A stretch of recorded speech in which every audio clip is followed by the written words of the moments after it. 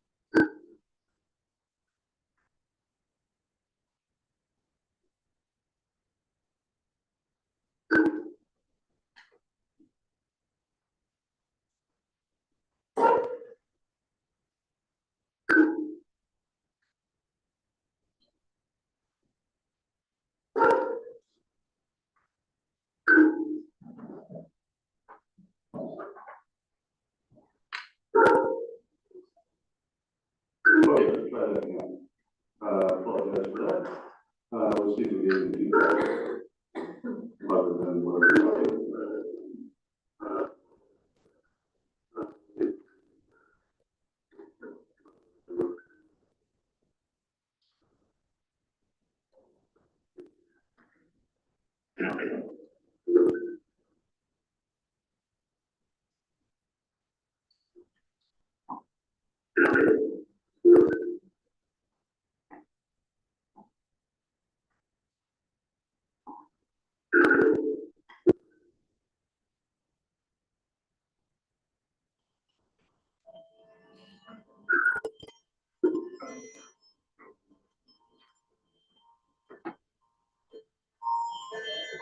Let's try this one more time. No feedback. Good. There's no feedback. Thank you. Welcome to council for May 19th. What's your evening?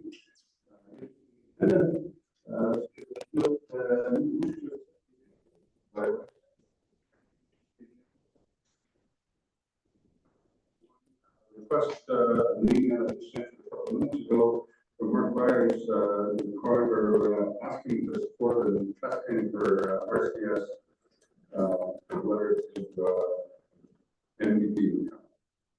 We'll add that in the business.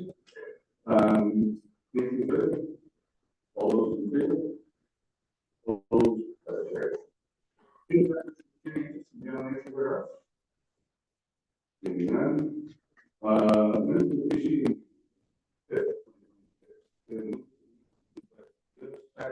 By the way, in the area of commission.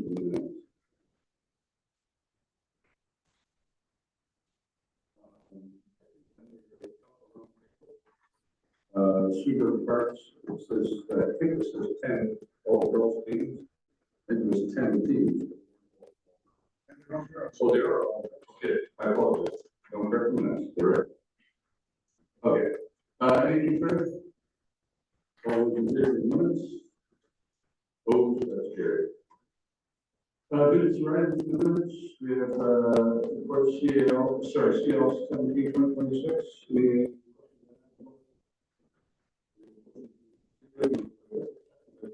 result of council council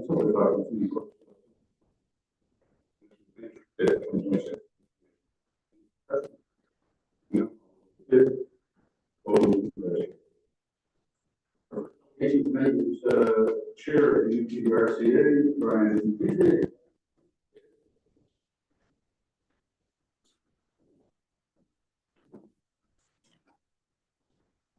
Steve Limerick. Thank you, Mayor Council, for having me this evening. As chair of the UTRCA, I am touring around with all of our municipalities to update them what's currently going on with the province's efforts to consolidate the conservation authorities. So things are rapidly changing, but certainly.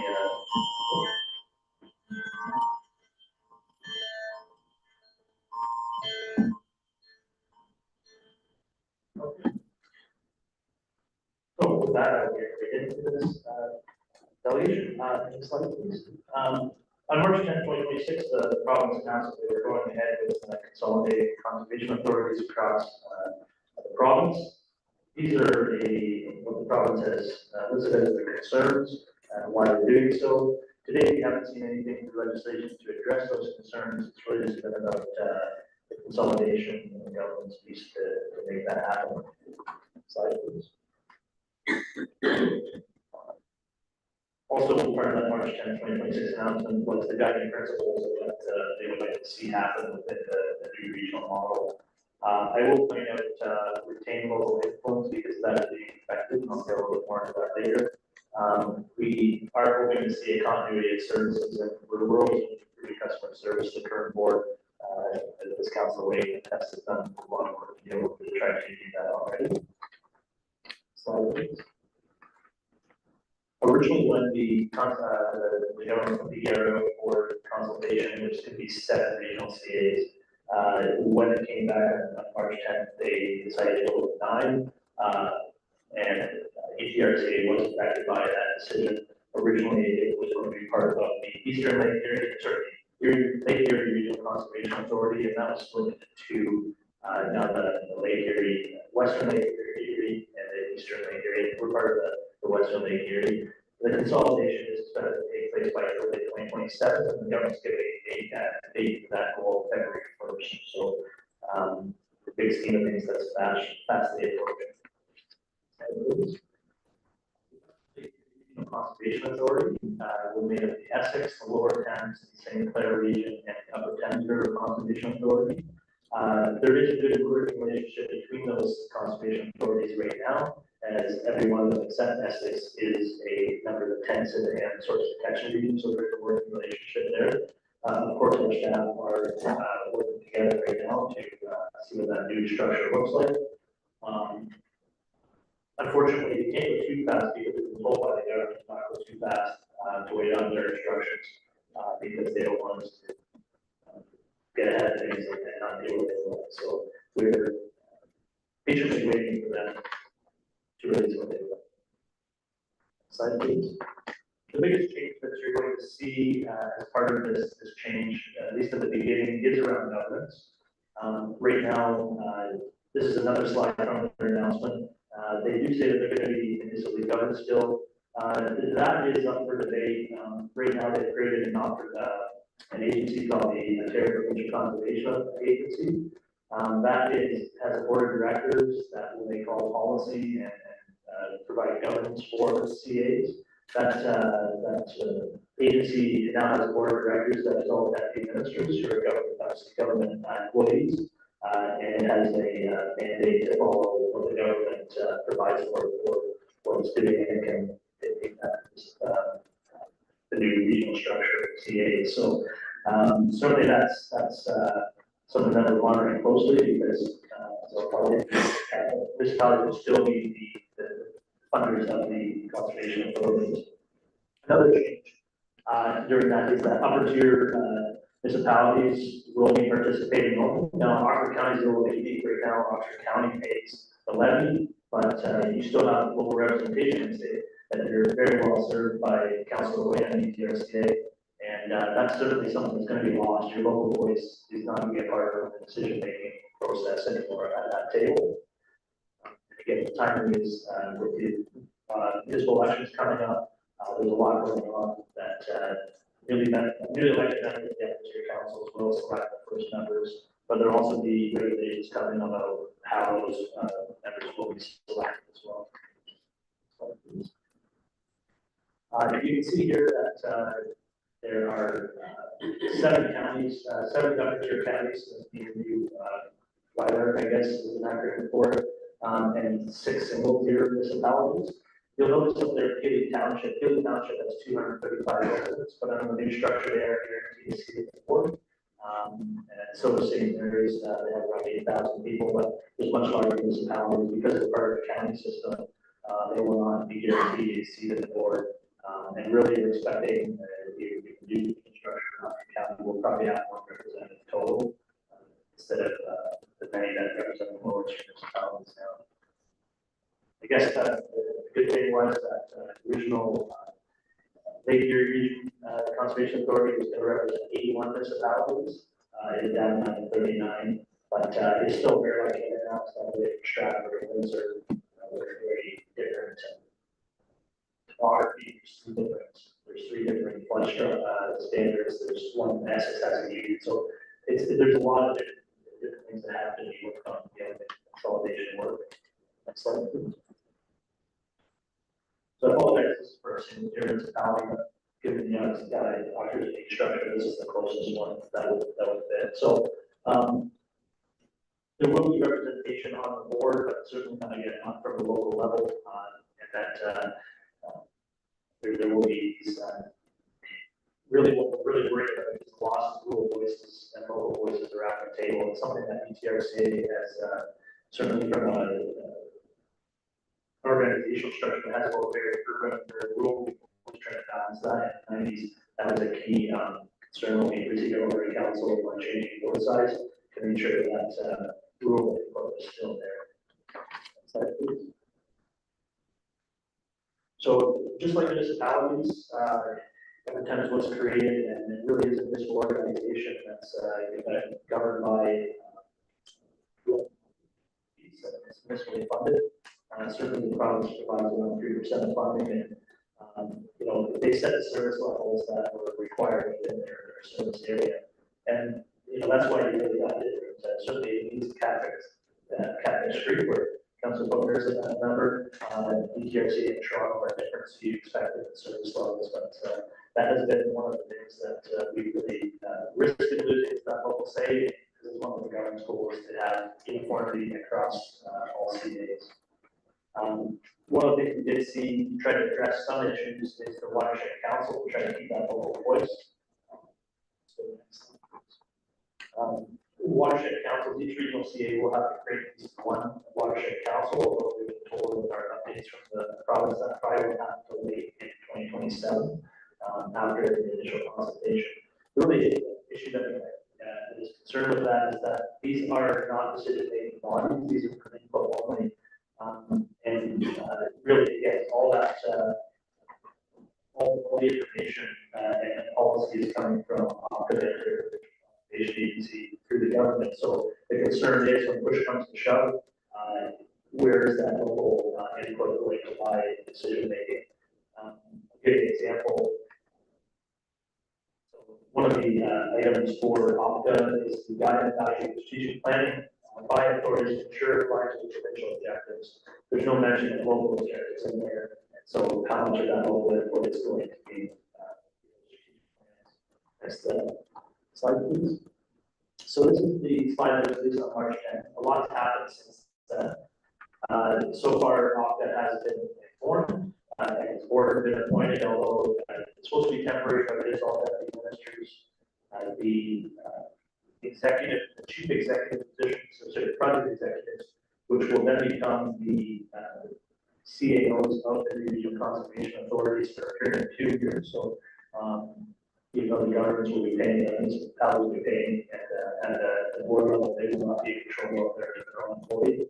That will be a decision. That posting has gone out for those positions, but they have not been appointed yet. And we have received information just recently that the province is they hired a firm to facilitate the transition plan process. And that's really another reason why I want to be here today, so we can be good communicators, because there is going to be a lot of information happening fast. We just received our full package this afternoon, and there's an update that I'll make sure gets out to all municipalities. So try to keep you up to date as much as possible during this process, so that a lot has happened between now and February 1st. Certainly the concerns share that may not be feasible. And again, with those transition plans, they have to be in place and approved by the Conservation Agency, and they can change them So again, I'm hoping that they lost. Next slide, please. The budget doesn't really affect surplus to Oxford as Oxford County pays that. The thing that has, we are expecting direction from the minister at any time to make sure that our budget for 2027 is done before December 31st. ETRC is trying to find that budget to be done prior to the municipal election if possible. Just to create, make sure we have no headaches that way. But certainly in all other cases, that budget for 2027 will be going to the lower tier municipalities who will not have a representative on the new board, and to the other tier. So a little bit of taxation of their representation, but we're trying to get clarity.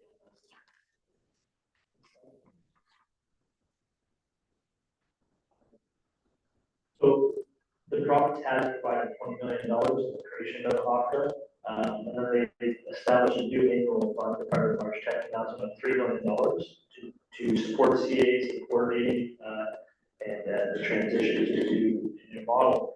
That works out about $330,000 per consultation authority. But to put that in context, the Toronto Region Consultation Authority estimated it costs $5 million just to change the branding. So my message to municipalities is that I would expect increases to be covered, further costs to be covered by future levies against municipalities. Certainly, there are a number of economic concerns and issues raised about this. We haven't seen anything directly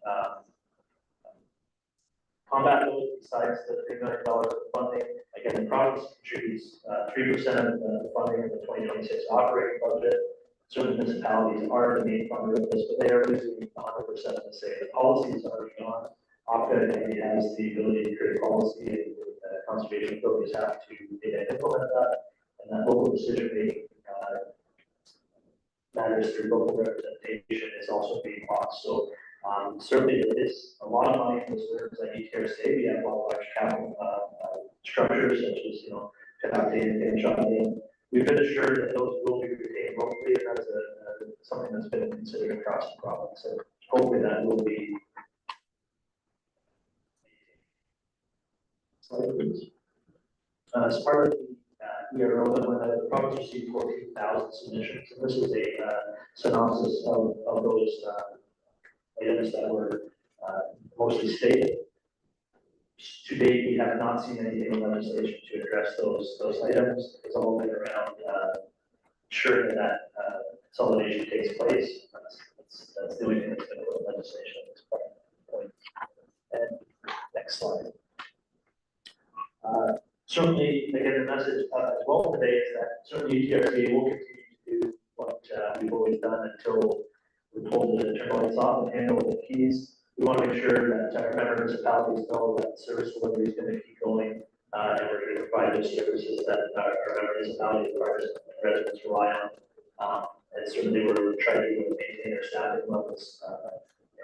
Certainly, you imagine that they will specify specific staff we have there that are working next. We will make sure we're maintaining them and making sure that we can provide those services. And then we'll get any questions.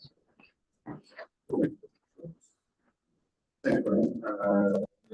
First of all, thank you for the estimated most challenging period.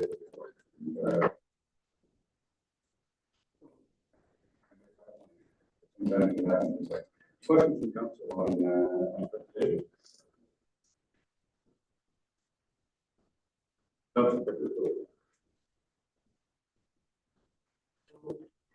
Yeah, I think it must be a consultant involved or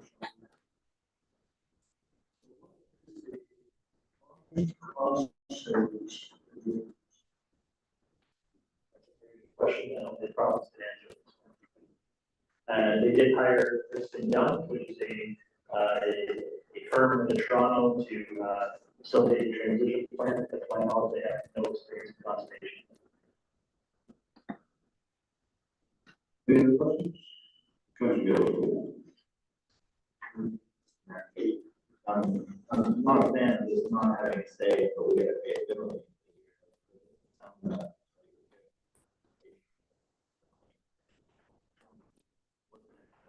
going forward, like, where the conservation meeting.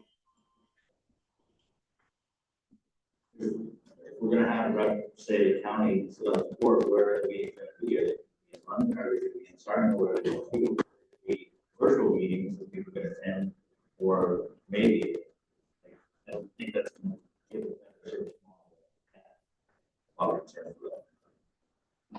Certainly, that's our number one concern is that, we have 15 member representation on the board. And certainly that's something that brings value to the board.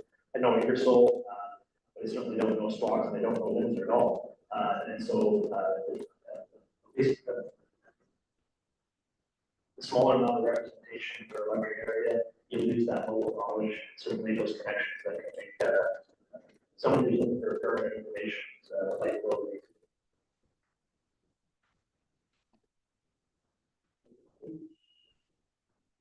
And, one of the,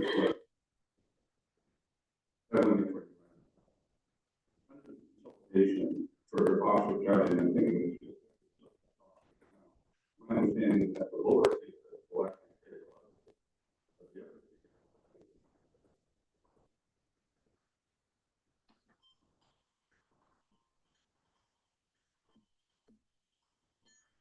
Right now, Oxford County pays the levy, at least with UTRCA, I believe it's with, Catfish Creek as well, and Kettle Creek, and Grand River. So it's one of those things where I think that will continue. Oxford County is a little bit unique, but I know Middlesex County just, they're looking at 2.2% levy increase as that transitions over. There will be some savings at the lower tier, but they will lose that representation. One of the levies is the board of bodies. I was wondering.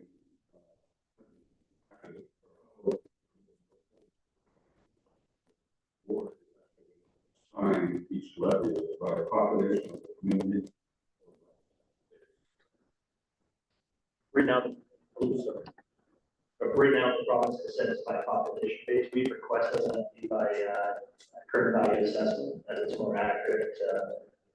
Needs to calculate still up to date basis. See, the census is 4 years behind. So that would be a request that would be on CBA.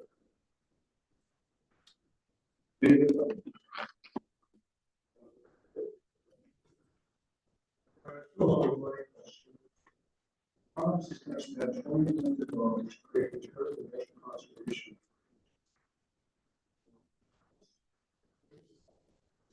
Something that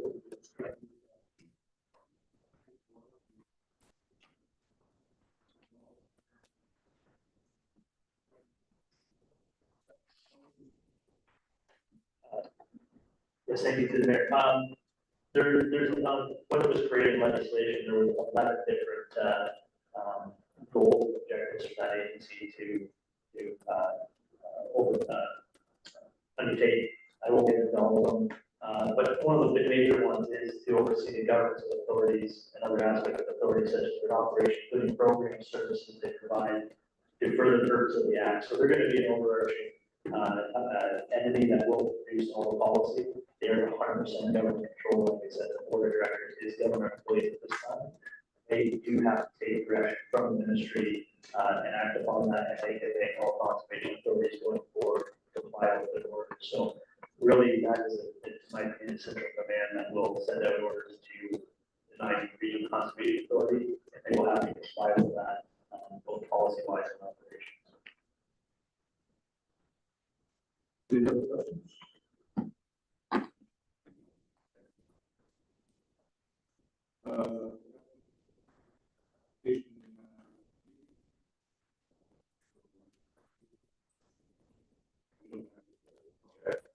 So the zoning application for Valley Homes,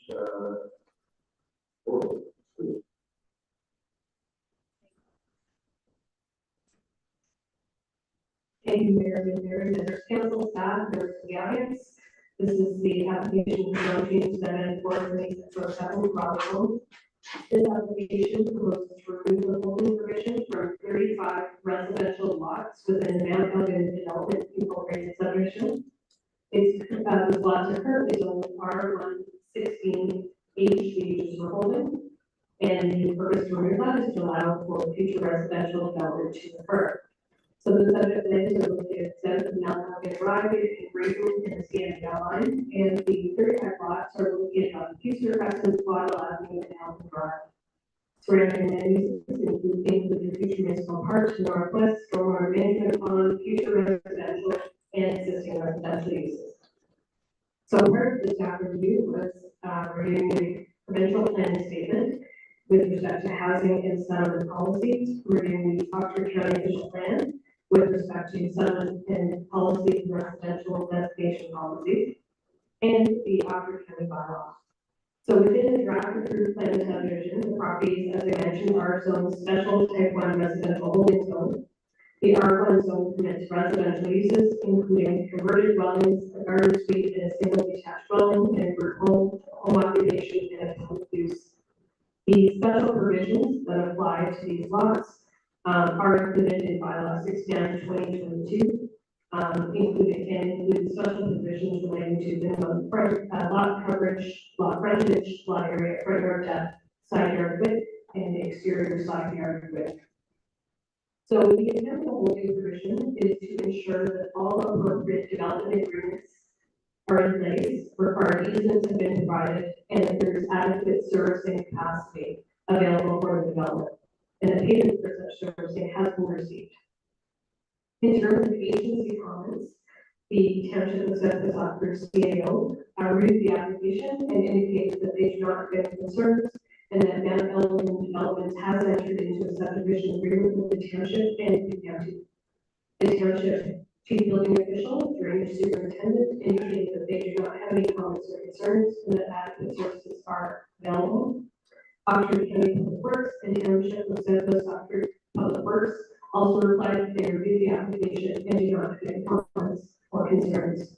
So the opinion of this office of the proposed zoning bylaw application is consistent with both the policies of the provincial planning statement and maintains the intent and purpose of the official plan and be supported from a planning perspective. So again, Oxford County Public Works and Township staff have indicated that they have no objection to the removal of holding permission, and that adequate capacity is available in the Mount Elgin water treatment and wastewater treatment system to serve the ongoing development, and that appropriate development agreements have been executed to the satisfaction of the township and the county.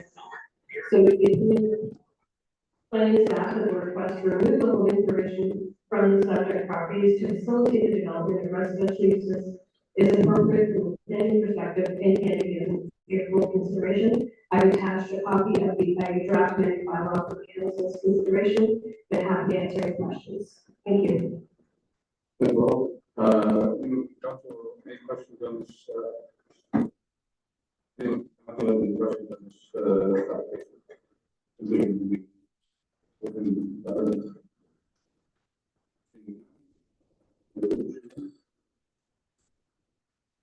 By way, second by Gillis. Motion, please. Any discussion? Seeing none, all those in favor? Opposed? Okay, we move in now to the public meeting for the Bardell route, zone 41508. Is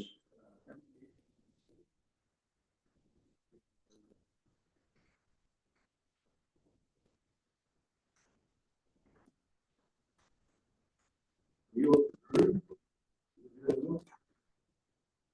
Want to take over with it?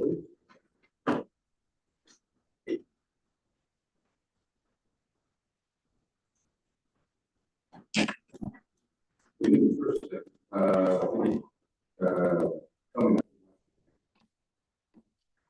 The writer, like the writer, it's a tough one. I wouldn't worry about it. Okay. Thank you, Mr. Wright. Thank you.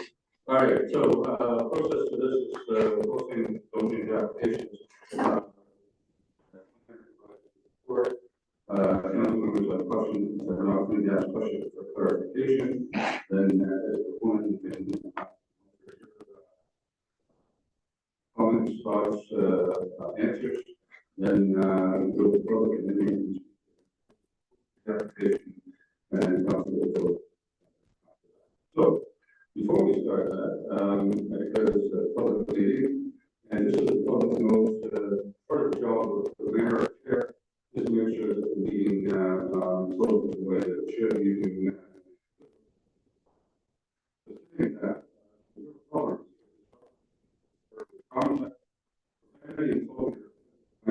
Disobeying the rules of council or a decision of the chair regarding procedural rules, unsolicited noise, causing disturbance.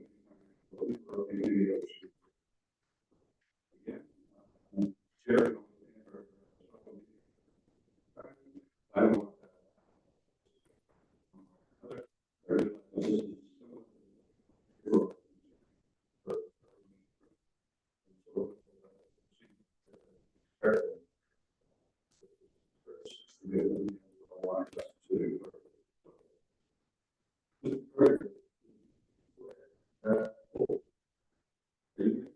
Sorry, Laura, please go ahead. Thank you, Mary, for the council staff members of the audience. Before I start, I would like to thank the public sincerely for calling me or sending your emails. I did read them all. We did receive 3 late this afternoon, which unfortunately I have not had time to read just yet, but I will read them. Thank you sincerely for providing that information and your feedback. Part of the public process is for the public to reach out, not just when they don't agree with something, but when they do agree with something. Ideas and thoughts. So I do want to express my thanks for you doing that. So I'm going to provide an overview of the application, not to the depth that Mr. Director will provide, but just from a staff perspective, and then provide a summary of what staff is required to do. We are required to review applications of this sort, planning applications.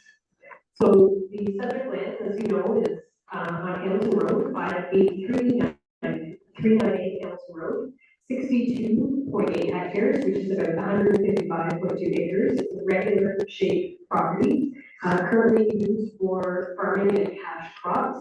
There is a house and farm buildings on the property right now, which will be maintained. The lands contain a significant woodland in the northeast corner of lands that area will remain outside of the proposed licensed area. In terms of context for council's information, there are several rural residential uses both abutting the property and across Hamilton Road from the property. There's agricultural properties to the east, a provincially significant wetland to the west, and an existing aggregate operation also to the west. Agricultural uses and an active seafood line are to the north and south. There are agricultural businesses to the west of the subject lands along Hamilton Road, and also several aggregate operations on the north and south side of Hamilton Road, also west of the subject lands. In terms of the official plan, the subject lands are designated agricultural reserve and limestone resource area. In the township of Southwest Oxford zoning bylaw number 2598, the existing zoning is general agricultural or A2. The requested zoning is special aggregate industrial or NE-SP zone. And special aggregate industrial zone, just for everyone's information, is the common designation for aggregate nets. The proposal is to license 49.4 hectares of the subject lands, or 122 acres. The proposed extraction area is 45.3 hectares, or 111.9 acres. And the rehab rehabilitation area is 45.3 hectares, or 111.9. So it's proposing to rehabilitate 100% of the proposed extraction area. The proposed operations will be to a max depth of 1 meter above the established water table, technically below the water level. The proposed operations will occur in phases, starting in the northwest, moving south, then east, and back north.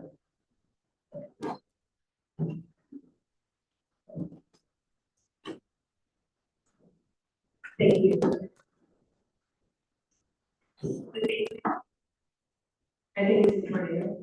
The phase will allow the agricultural uses to continue for as long as possible and minimize the dust from operations. A maximum of 2 phases are proposed to be open at one time, and progressive rehabilitation will closely follow extraction.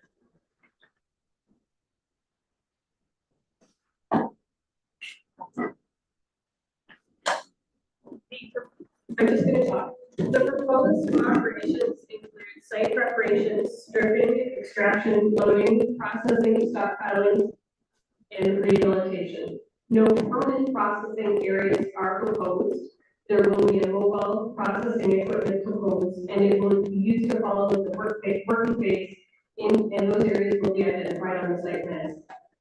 Proposed operations will be Monday to Friday, 7 a.m. to 7 p.m., Saturday, 7 a.m. to 1 p.m., and holiday closures. As with all aggregates, operations are somewhat dependent on seasonal market trends and the demands for material. So in general, extraction and processing is proposed for March to November, limited operations December through February, and shipping throughout the year. So as part of what the applicants are required to submit, there is a site plan, operations plan, and rehabilitation plan. These were included as part of the report, and Mr. DeRuyter will speak to these in more detail. Essentially, they do identify that Hampton Road is access to the operation. They identify buffers from adjacent land uses and adjacent features. They identify visual and acoustic berms to be constructed, which will provide visual and noise mitigation and buffering. They identify the progressive rehabilitation proposed to the site, and staff notes that the applicant does work with property owners to develop a rehabilitation plan. There are also many technical notes on the site plan operation plan and rehab plan that the pit operators required to abide by or follow as part of the licensing process, which they again can speak to in their presentation. So part of the review process is I am required to look at the provincial planning statement, the PPS, the Oxford County official plan, the township bylaw, in order to proceed with this application and make recommendations. So in the provincial planning statement, the PPS, extraction of mineral and aggregate resources is permitted as an interim use, provided that impacts to prime agricultural areas are addressed and that the site will be rehabilitated back to an agricultural condition. That's just a summary of what's included in the report. There's more information about that in the staff report. Oxford County Physical Plan identifies this area as designated as agricultural reserve, and the overall area, including the subject lands, so beyond the subject lands, are within the limestone resource area. In addition, Appendix 2-1, Mineral and Petroleum Resources, identifies the lands as within sand and gravel resource area, with the southeastern portion as within the limestone resource area. In terms of consultation with all planning applications, we are required to issue a notice of complete application, which was issued July 28, 2025. We issued a notice of public meeting to advertise this meeting on April 29, 2026. As I mentioned, I did receive a number of phone calls, letters, and emails. All correspondence received, except the ones that I received late this afternoon, are attached to the staff report. Key issues identified through these letters and phone calls include impacts to wildlife, impacts on groundwater and wells, impacts on property values, damage to landscape, that the aggregate pit is an eyesore, impacts on adjacent properties, including runoff and flooding, ongoing road maintenance, health concerns, dust, noise, Hamilton Road, which would include truck traffic, speed, noise, increased collisions, and pedestrian safety. So in terms of the ARA licensing process, that is managed by the applicant and the agent, and Mr. DeRuyter will speak to that process. So that is the separate process from the zoning process. I can mention though that there is a public open house on November 6, 2025. The agent developed a frequently asked questions document, which was on the township's website, and their contact information was shared, and I encourage people to reach out to them directly. Part of the consultation also included reaching out to agencies who have an interest in this application. In terms of the feedback I received, I'll provide a brief summary. County Public Works commented that if upgrades within the road allowance are required because of the operations, they will require a work permit to do this. Township Public Works commented that the Hamilton Road access, the existing access, is the appropriate access, and access on Thomas Road would not be supported or permitted. Oxford County Source Water Protection commented that the proposed activities do not propose a significant drinking water threat under the Clean Water Act 2006. The Oxford County Federation of Agriculture had no objections. They did request, however, that the rehabilitation plan indicate that the land will be restored to its original state, which is suitable for agricultural uses. The Upper Thames River Conservation Authority identified that additional information work is required, as identified in the staff report, and coordinating with the peer reviewer for the environmental impact study work required. No concerns or comments were received from the school board, the chief building official, species at risk, or public health. So in terms of our planning analysis, the applicant was required to submit a number of supporting technical studies to establish a Class A below water table license sand and gravel pit. So that's through the ARA licensing process, and as a municipality, we also require this work as well. So they submitted a planning justification report, an aggregate resources act summary statement, an acoustic assessment, so an assessment of the potential noise and its impacts, an agricultural impact assessment, a stage 1 to 2 archaeological assessment, an environmental impact study, a hydrogeological assessment, and a traffic impact study. In our official plan, section 3.1.4.3.2 sets out specific criteria for evaluating and reviewing proposals for pit operations. So I'm required to look at these and review the reports, the technical reports, and their application to ensure that these are meeting the requirements that are in the official plan. As I mentioned, the proposed pit is a permitted interim use within the agricultural reserve, and the extraction, specifically extraction of mineral aggregate resources, is a permitted use in the limestone resource area, and is an anticipated use as well. In terms of protecting agricultural and environmental resources, the goal is to minimize social, economic, and environmental impacts on the broader community. The applicant submitted an environmental impact statement to describe the existing environmental conditions on and within 120 acres of the subject land, potential for negative impacts, and recommendations for preventative, mitigative, and remedial measures. So we have a peer review process where we require that all of the environmental impact statements studies are reviewed by a second party to ensure that we're capturing what we need to capture and we've addressed all the items we need to address. So through this process, it was identified that additional work is required to revise and complete the environmental impact statement or the EIS to the satisfaction of the county. And this would also address comments received from the Upper Thames River Conservation Authority. This has been discussed with the applicant agent, who will continue to work with the Conservation Authority and the county regarding these issues. In terms of water resources, the goal is to protect our drinking water supply.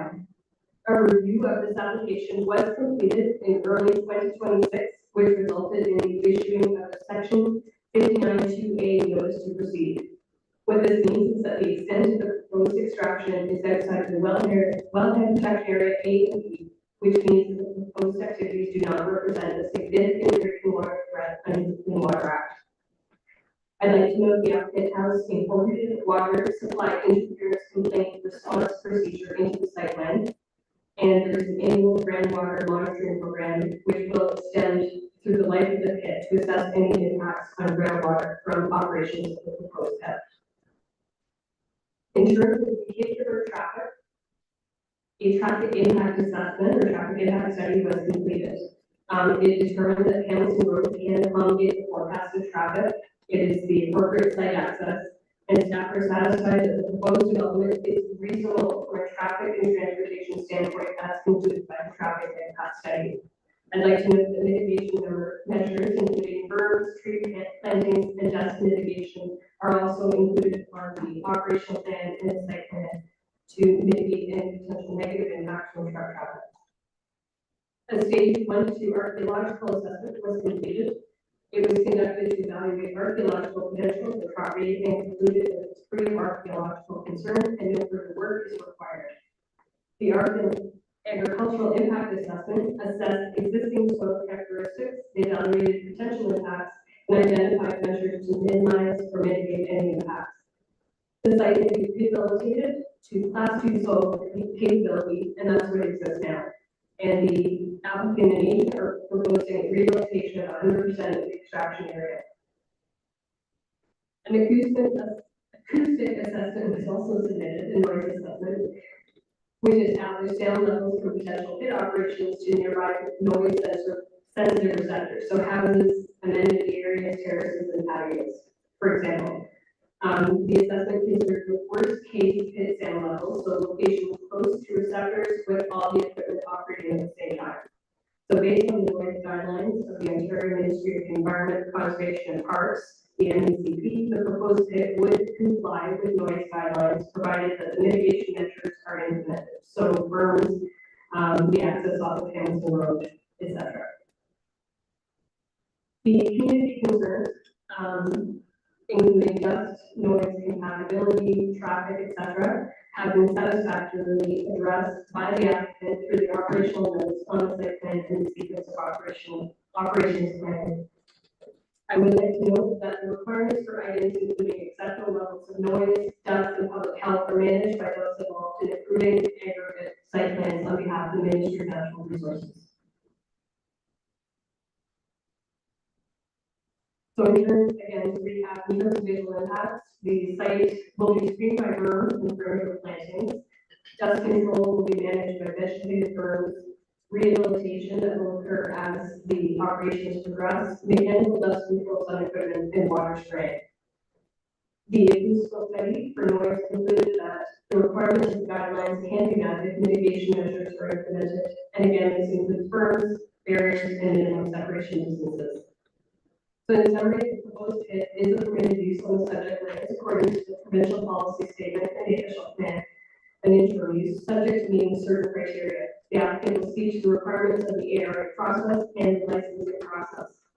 Planning staff are of the opinion that as further work is required to complete the environmental impact study, the EIS, to the satisfaction of the county and the PRCA, the most appropriate recommendation at this point is to defer the application until an updated EIS and site plans have been submitted to the satisfaction of the county. This has been communicated to the agent and the applicant, and staff will continue to work with them. That concludes my presentation. If you have any questions, I'm happy to answer. Thank you all. Questions from council for,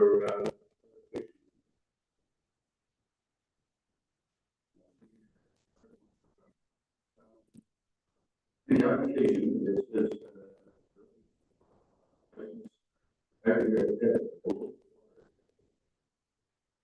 and I think probably half of the talk to the road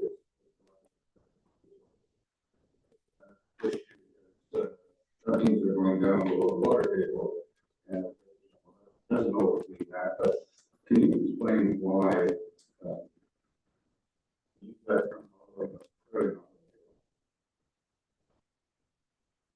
Thank you. You're very curious. And Mr. Jordan may touch on this as well, but I'm not entirely capturing everything. My understanding is in the case of aggregate pits, below the water table means at or less than 1.5 meters above the maximum level of the predicted groundwater table. So this pit is proposed to operate at a maximum of 1 meter above the maximum level of the groundwater table. And just because it's within a 1.5 meter distance above the groundwater table, it's categorized as below the water table. So extraction is not supposed to permit below the water table at this operation. It's just the way the ARA categorizes this. Thank you. Okay. Any other?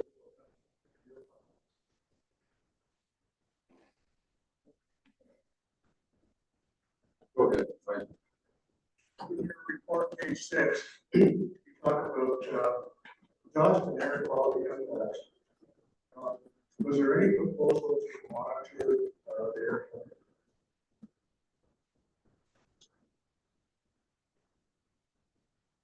Thank you for your questions, to my knowledge, there was no plan to monitor air quality. I could be mistaken on that, and I'd like Mr. Torre to address that in his presentation. My understanding is that the mitigation measures were deemed sufficient to manage the dust issues that are proposed to occur from the operation of the pit. But perhaps Mr. Torre, when he presents, can elaborate on that further.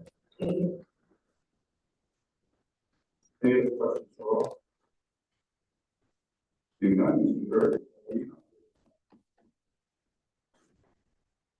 Good evening, Mr. Mayor, members of council. My name is Neil Dreider. I'm a planner with MHC Planning. I'm joined by members of our project here team tonight, in addition to Matthew Cummins from JR, as well as Mike Bardo, who is the landowner of this property. We put together what I would consider to be a pretty high-level summary of this project, and certainly with a focus on a lot of the comments and the concerns that we heard from the community.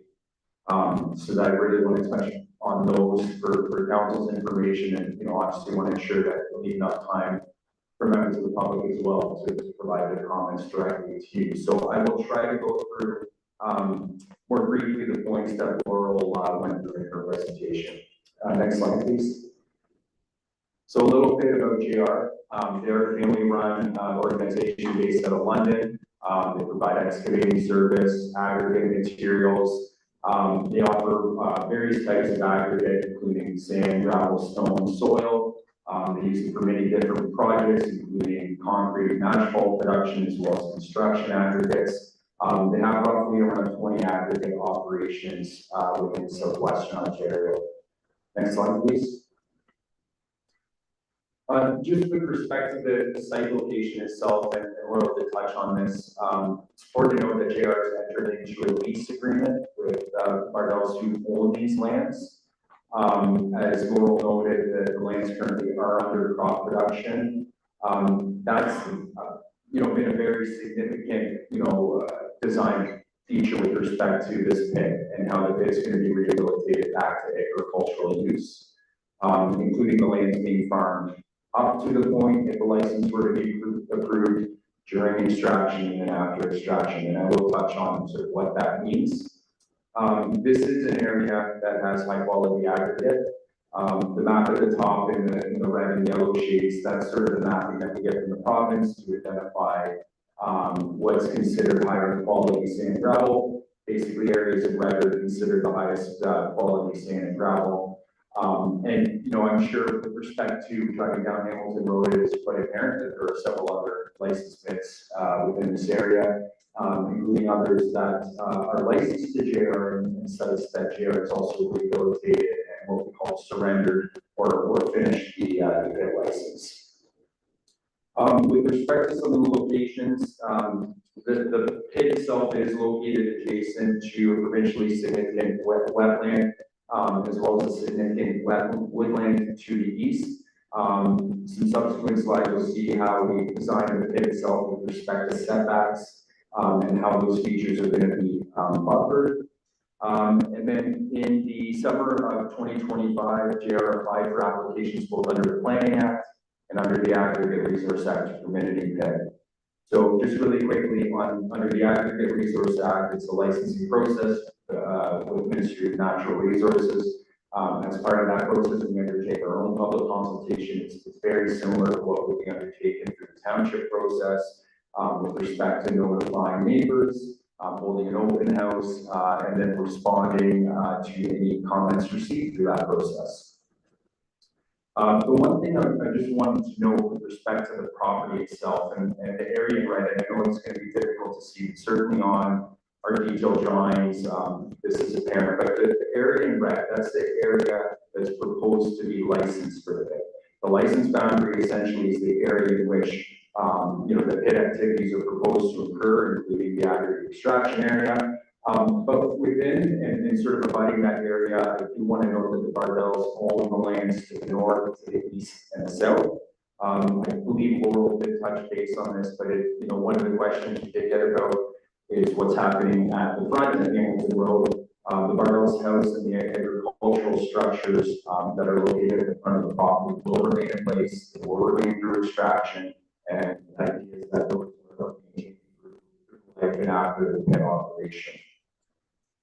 Next slide, please.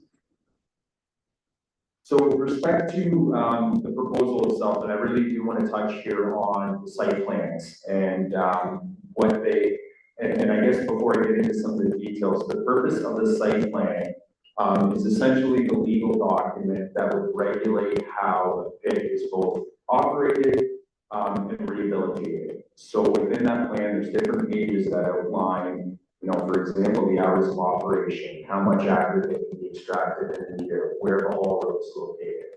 And within that, we include all the report recommendations from this project. So that includes environmental impact study, noise study, as an example. So all the recommendations and the mitigation measures then go on that site plan. So that site plan becomes the legally enforceable document should the pit be approved, which then guides how the site is operated. I think Laurel touched base on some of these key stats that we have from the proposal itself with respect to the licensed area, the extraction area. Just a couple points. Every aggregate license has to have a maximum annual tonnage limit. That's the upset limit, that the amount of tons that can be extracted in a given year. Typically, what we see in in this area, that's not sort of the every year limit. That's sort of planning for, you know, the busiest season that you can get. So, but certainly with respect to all the studies that have been undertaken, they assess it based upon that sort of peak level to understand worst case impacts and how it relates to noise, traffic, et cetera. One thing I wanted to touch base on the entrance to the pit. And when we first submitted this application, we essentially showed three options. One was through Hamilton Road, where the existing driveway access is located. The other was new access proposed to Thomas Road, which is a township road to the south. We've also put in an option there should access be obtained through the adjacent pit operator, Lakeville as the pit immediately to the west, that could be used to potentially access the site. Through further discussion and certainly hearing traffic, which was a big thing that we did here through the open house and the comments, the proposed truck entrance that's shown on Thomas Road has been removed. So that is removed as part of the site plan. It's no longer on the proposal. And so with respect to this proposal, where it sits right now, the idea is to get access off of Hamilton Road, where the current driveway access is.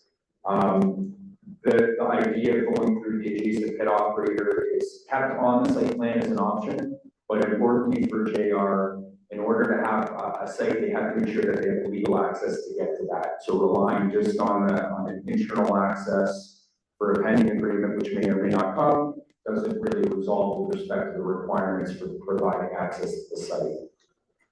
Next slide, please.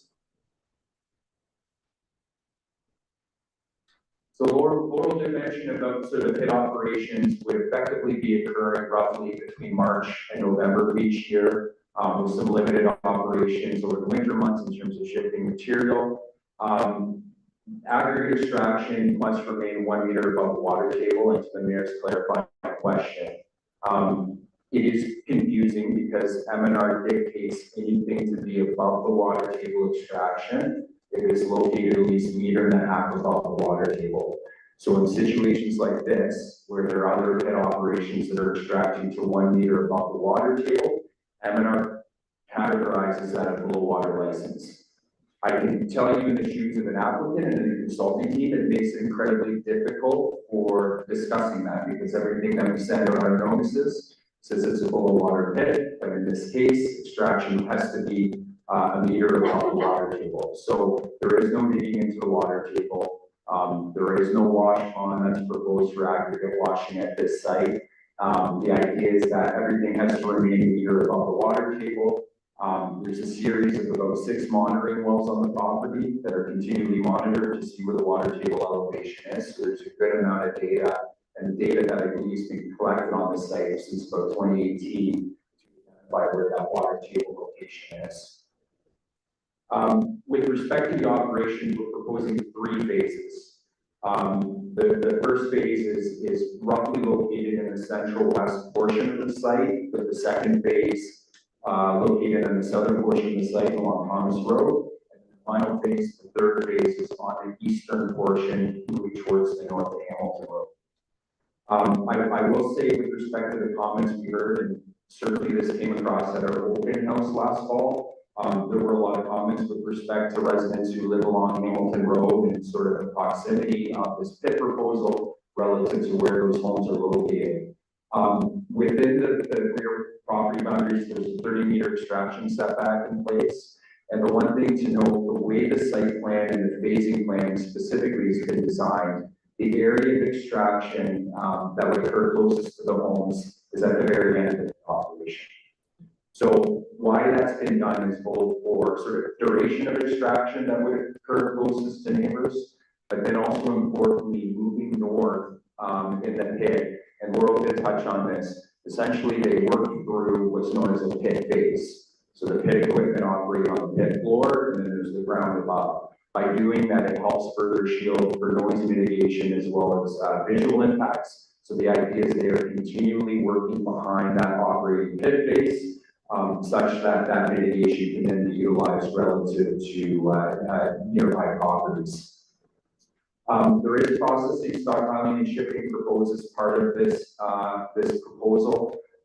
There is portable processing equipment that I mentioned that would follow the working base, essentially crushing plant, a screening plant, and then within the site plan itself, there's limitations on where that plant can operate.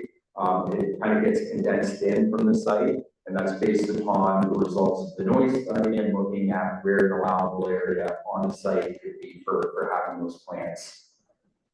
There are berms that will be constructed, particularly in areas next to properties that contain houses, so the berms that will go up and certainly tied with phasing this site.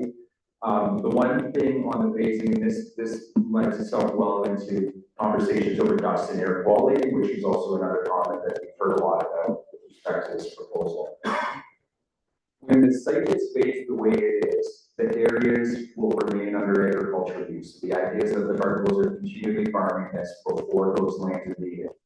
And one of the things that can often be difficult from my experience in explaining aggregate proposals is often we see a plan, we see the whole thing, and you think, okay, the whole thing gets stripped all at one time. The idea is that there's sequential stripping of land happening as they need the resource extracted. So that allows that agricultural use to continue, but then also importantly, sort of getting towards the progressive rehabilitation stage, it allows you to then use that soil that's been stripped as part of the rehabilitation back to farmland. Photo coming up just showing another site very close by in which JR has successfully done this. But with respect to that phasing the dust, one of the biggest things, I guess, to start on to Laurel's point about it being regulated by MNR through the Aggregate Resource Act, that is correct. And the legal requirement is that dust has to be mitigated on site. There are operating conditions about watering all routes, putting spray bars on processing equipment, essentially areas where you have more activity that can generate dust. There are certain techniques that then have to be used to mitigate dust. One of I think the important things for dust management as it relates to gravel pits is operator best practices, right? And a lot of times we're run into situations where dust it can be more difficult to manage, and we can get those times when it gets very dry and windy. It becomes incumbent on the operator to adjust their operating practices. And what I would say is JR has that ability. They operate several sites. Basically a dust management practices plan for how that happens and how they adjust operating procedures in cases where where they notice that dust levels may be picking up. In response to Councilor Baker's question, there is no dust monitoring in place as part of this. I would say that's quite uncommon, and one of the challenges with dust monitoring is identifying the source of where the material is coming from. So if we think in isolation, we can try to pick up, a box to say, okay, it may be coming from this site. But the way in which things work, it can be very difficult to pick that up to zone it into one particular area.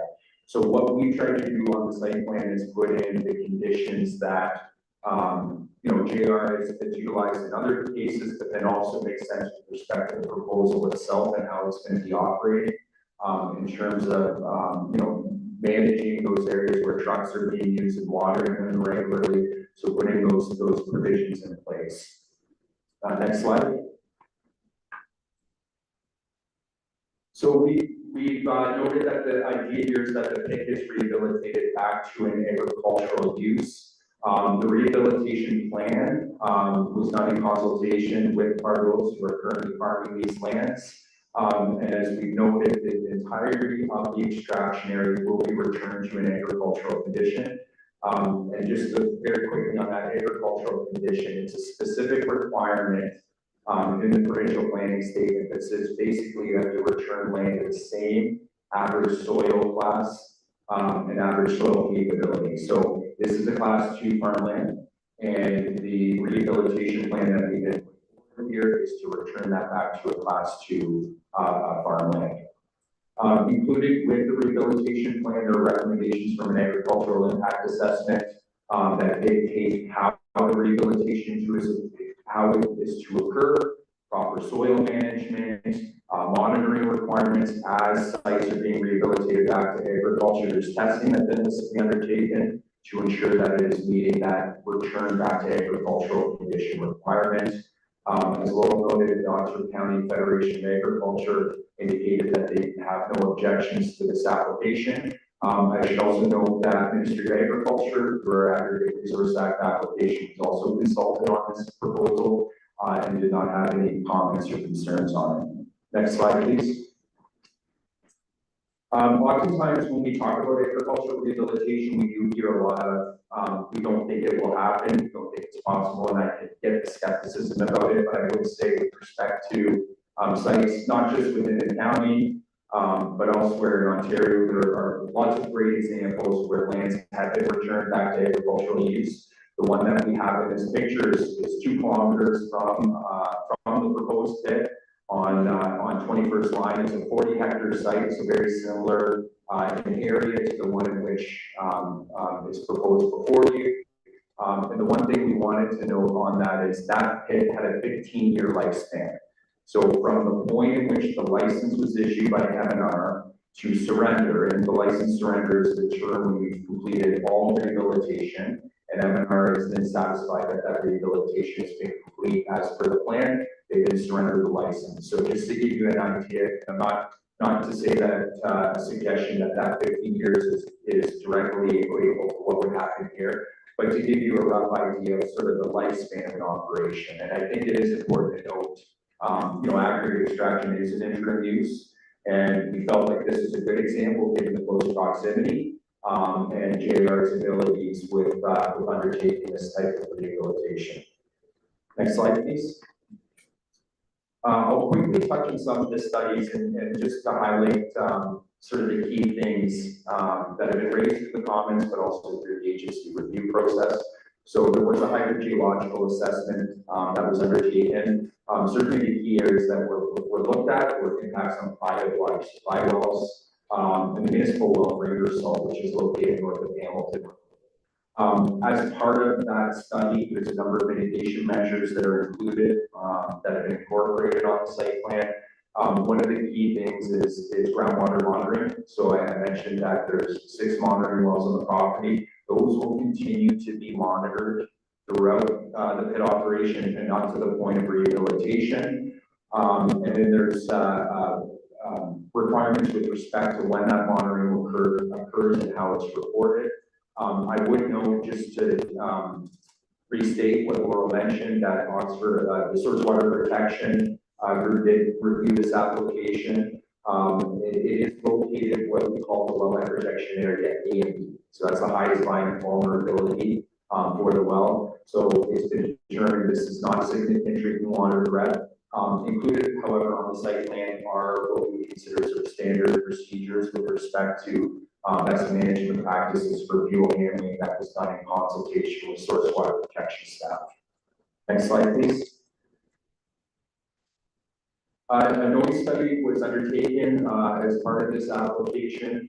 What essentially the noise study did is pick the nearest houses and then plug in the proposed operating equipment, the extraction area, and identify what those noise levels are relative to the acceptable noise level limits, which are established by the Ministry of Environment.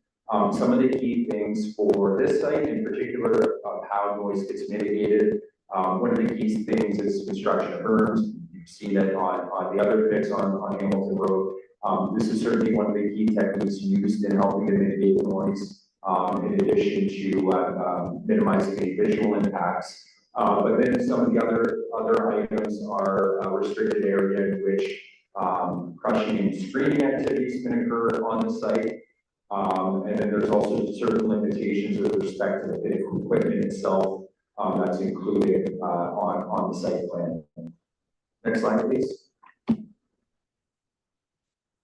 On the natural environment study, there are several significant natural features within the area of the site. There's the 5 Point Woods Pond, which is identified as a provincially significant wetland located northwest of the site. There's also significant woodlands on the Bargold property located to the east that also contains wildlife habitat and species at risk habitat. As I noted, extraction is set back from these features, and there's the natural environment report included erosion and sediment control measures to help minimize impacts on those features. Within the extraction area itself, there's no significant natural heritage features. It is all cropland as it currently exists today. And some of the other recommendations that have been including also include fencing and vegetation between berms and property boundaries to help minimize impacts. Next slide, please. With respect to the traffic study, it was concluded that the intersections are not forecasted to be significantly impacted. What that means is there's no requirements with respect to signalization or turn lanes as a result of the expected truck traffic from this pit relative to existing and future projected volumes. I would note just with respect to the haul route, 80% of the trucks would head west on Hamilton Road. Primarily, a large volume of material from this site is going to be used to be sent to JR's Walmsley pit, just west of Putnam. With respect to that material, which will be used to make asphalt. One thing on the traffic impact study, this was reviewed by the county, the Public Works Department, and they indicated no concerns with respect to the findings of the study. Next slide, please. On the Aggregate Resource Act license application status, we did have an open house last fall. This included a period in which notices were mailed out to landowners, as well as review agencies. We wanted to include the list of review agents here just to give you an idea of who was consulted and who's involved in reviewing this application. With respect to provincial involvement, I would say Ministry of Environment becomes the key one with respect to assessing the water report and the findings on impacts to private wells. So Ministry of Environment has not indicated any concerns with the findings of that report or the proposed mitigation measures. The one thing I did want to note on the UTRCA comments, we recently did respond to those comments, so those are with UTRCA, and we are hopeful that we can ensure that any of their remaining comments are addressed. One of the requirements just for council benefit is that under the Aggregate Resource Act, Indigenous consultations requirements for the province delegates the responsibilities for undertaking that consultation to the applicant, in this case JR. So we are currently in the process of consulting with Indigenous communities. And then one of the final things just on the Aggregate Resource Act application that we find is important to state is that in order for the ministry to issue a license on this site, the zoning has to permit the use. So we typically like to do these processes concurrently as we have with this one to ensure all of it is working in a streamlined fashion. And then I promise this is the last slide, and I apologize, I said I was going to go quick, but there's a lot to get through on here. I wanted to highlight just on the last slide there, the changes, just some of the key changes that have been made to date. And I would note that the site plan, as we go through this process, it remains an iterative document, right? So as we get feedback, we make changes, we respond. Certainly by no means meant to be a final, this is what we submitted, this is it. So we have made some changes, and certainly as a result of the additional work, that's ongoing, there may be other changes. But some of the key ones to note is truck access on the Thomas Road will be prohibited. There's been enhancements made to the water monitoring requirements with respect to how often the monitoring wells are monitored. The reporting that then has to be done on an annual basis with respect to the reporting from that. As well on progressive rehabilitation, I would note that one of Avanar's key comments was finding ways to further strengthen progressive rehabilitation to ensure that it's occurring in a timely manner. So changes have been put on the site plan to reflect that. And then there's an overall strengthening of language and site plan notes. Just so you're aware, the ministry does not like to see discretionary language. They want mandatory language. So what that means is essentially a lot of replacing shoulds with shalls to ensure that there is enforceability with respect to those conditions. And then with respect to the next steps of the planning application, Laurel's given the recommendation with respect to deferral. JR is certainly happy to continue working, with the county and township. One of the key things that we have on our end that she touched base on is there has been a natural environment review undertaken. As part of that work, they've identified some revisions required to the environmental impact study. So that work is currently underway, and we are hopeful that we will be able to provide that information to the township and county shortly. So that is my presentation, and certainly, Mr. Mayor, I'm happy to answer your questions. Thank you, Mr. Director. Any questions for clarification? Thank you, Mr. Mayor, through you. You talked about in one of your slides about the phasing of the extraction process. Right again. You talked about the phasing of the extraction process through this bit in 3 different phases. You also talked about the requirement to build berms for sound mitigation and dust mitigation and so on. You necessary to construct the berms necessary. Here, so certainly the plan is the soil that's on the property would be used for berm construction. I would have to check the site plan notes. There is a sort of a calculation that's been undertaken to determine what that balance is. But it does, your question leads me to another thing on that is that the berms don't all have to go up at the start, right? So if that were the case, I think all those berms that we showed on the site plan did have to go up first, then they likely would have to import soil to make that happen. Because otherwise they would have to strip too large an area to make it happen. And then, some of the things I was talking about, dust mitigation, makes it a little bit more challenging then to manage that. So the berms go up sequentially. Certain berms have to be up first. Certainly with respect to some of the noise mitigation, a lot of it comes from the truck access, right? As trucks get on and off to Hamilton Road. So those would certainly be some of the areas where those berms would have to be constructed first as part of this operation.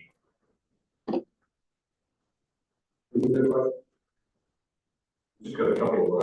First one is approximately how many trucks a day are you anticipating this road?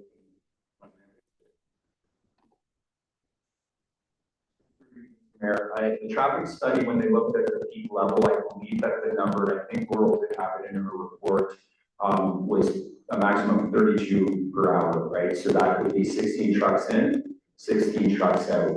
I think when we looked at with respect to certainly JR here could speak to what they expect would be the average amount, but I think we'd be looking at probably roughly around half that amount as sort of the average with respect to the number of trucks. But I certainly want to point out, the traffic study would look at the peak limit, right? What's the most that could come out? So I believe, and Laura, shake your head if I can get the 32 right.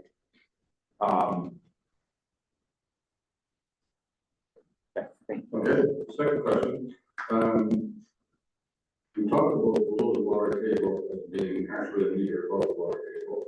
I'm just curious, do you have any depths of gravel that would be left remaining around 1 meter above the water table?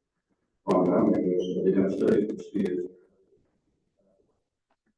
Through you, Mr. Mayor, yeah, there would have been boreholes dug and then figure out, okay, where that water table is and sort of the depth of gravel. I don't know offhand, the amount of gravel, but certainly, with respect to going to a meter, the depth of gravel that's available on this site, like they wouldn't have done it just because there wasn't the gravel there.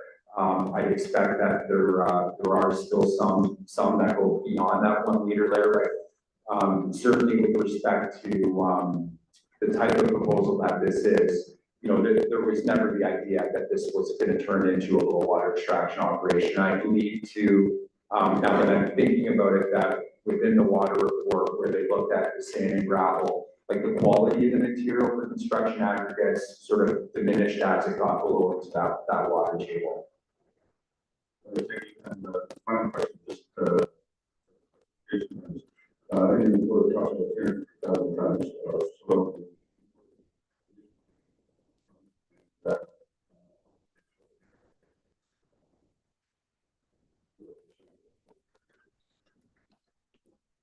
Mr. Mayor, yeah, so that quantity is a maximum limit that's put on, and the reason it's been put on is for the agricultural rehabilitation for the site.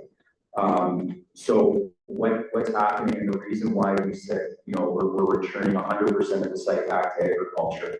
Typically what happens is you have side slopes that could be sloped at 3 to 1 or 5 to 1, which are not suitable for farming. So in this case, we had the landowner that wanted all that land returned back to agriculture, and for JR. This is a process, you know, that's worked. Essentially, the way to do that, to get rid of those side slopes, is to bring in soil so that they can smooth it out. I believe in the areas around the perimeter of the pit, the slope would be 10 to 1, so that could then allow on the Ministry of Agriculture's requirements for what's considered suitable for agricultural condition. So that number would be the maximum limit that we would have calculated based upon the required material to sort of build up to that slope. And I would know, Mr. Mayor, the excess, the requirements for importing soil are driven to the excess soil requirements. So as part of that, the soil quality that would be put on site, how it's managed, you know, how it's tracked, all goes through the Ministry of Environment process. So there are regulations on the site plan for how that's occurring. So no other questions? Councilor Yip. Thank you, Mr. Mayor. As part of your assessment of this site, do you have a method of accurately estimating the amount of resources that are available there? And where I'm going with that is, do you have a way of estimating the expected lifespan of this pit?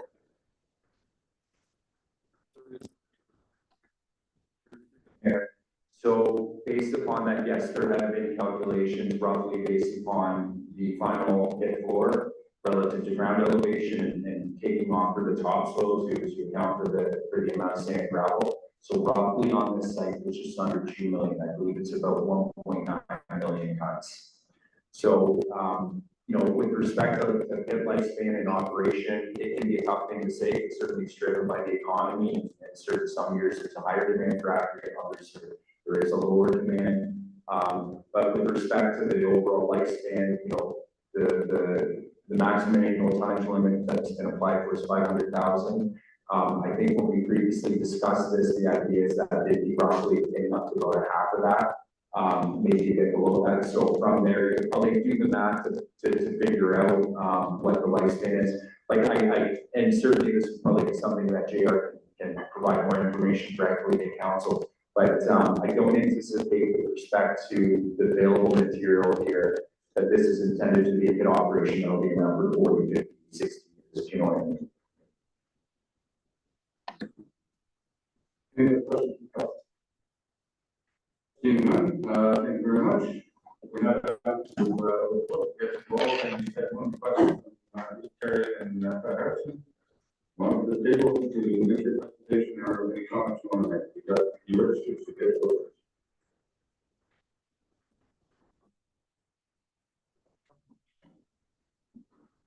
I have invited Mr. Mark Byers to join me. as he is much more technically qualified to add his points to this. Got in mind, that's all. Only questions on this application? Correct. All right, thank you.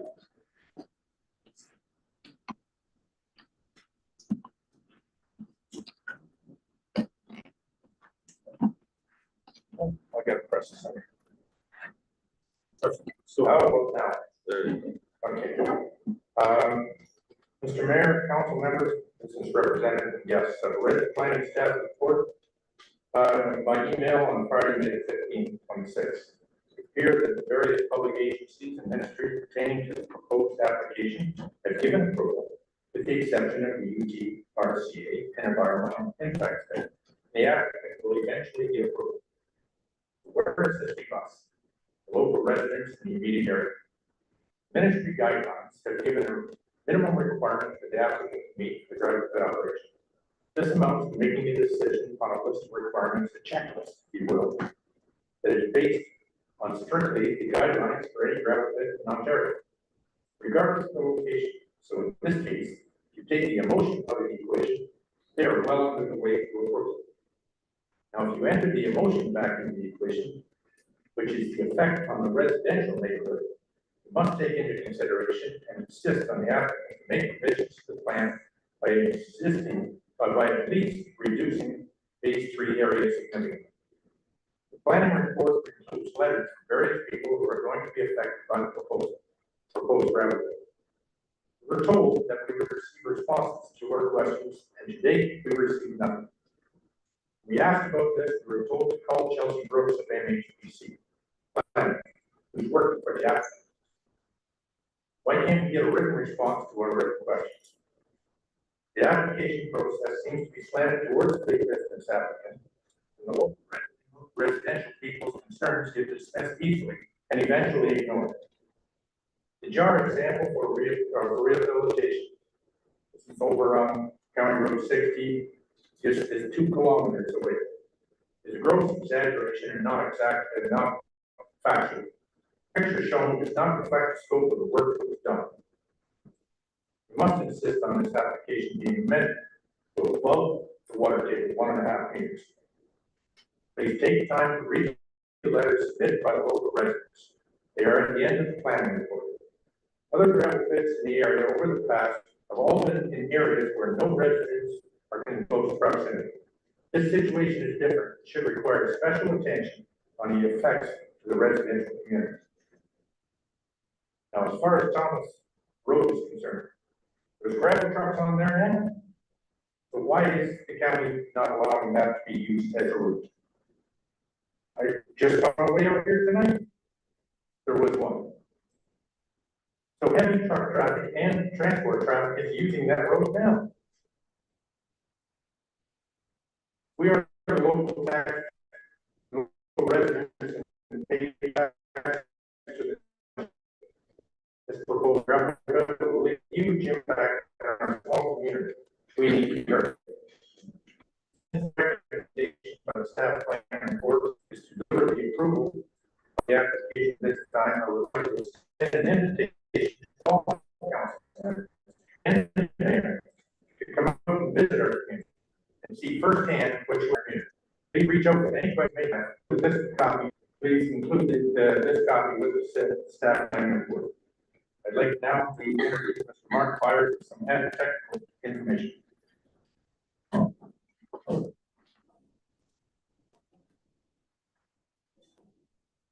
Good evening, Mayor Mayberry, members of council, and planning board. It's nice to know that you read my emails. Thank you very much. I'll give you some more now. So anyway, my name is Mark Byers, and I appreciate the opportunity to speak tonight regarding this proposed pit application. I had a conversation today with Terry. I asked him if he, knew something about some of the concerns that I had found out, and he asked me tonight to come and speak. And I'm here more as an education to some of the landowners, and I gotta get this off my chest. For the city of Smith, this I ask myself, and ask yourselves this, who amongst us here would buy a home 120 meters from a gravel pit? That's, you know. I want to start by saying, I understand aggregate is needed, growth requires materials, but this application should not be treated as a routine rural pit application. The scale, the proximity to homes, the processing operations, the truck volumes, potential long-term impacts warrant a much higher level of scrutiny. I'm here because I'm one of the former residents close to the proposed pit of what, and you know, David, I'm an advocate of getting out the message about what respirable crystalline silica is. And for those that don't know, and Terry didn't know about this, and I've talked to a few of his neighbors here, and I'm going to explain exactly what it is. RCS is an extremely fine dust created with materials containing silica such as stone, sand, gravel, limestone, concrete quartz are crushed, cut, drilled, or otherwise disturbed. The particles are so tiny they can be deep into the lungs without being seen. Once inhaled, the particles can lodge permanently in lung tissue, causing inflammation and scarring over time.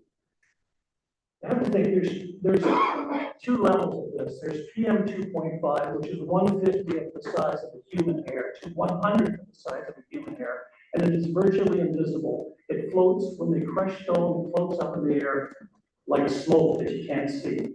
PM 10 is the dust you do see. It falls, the burns keep it in the pit, right?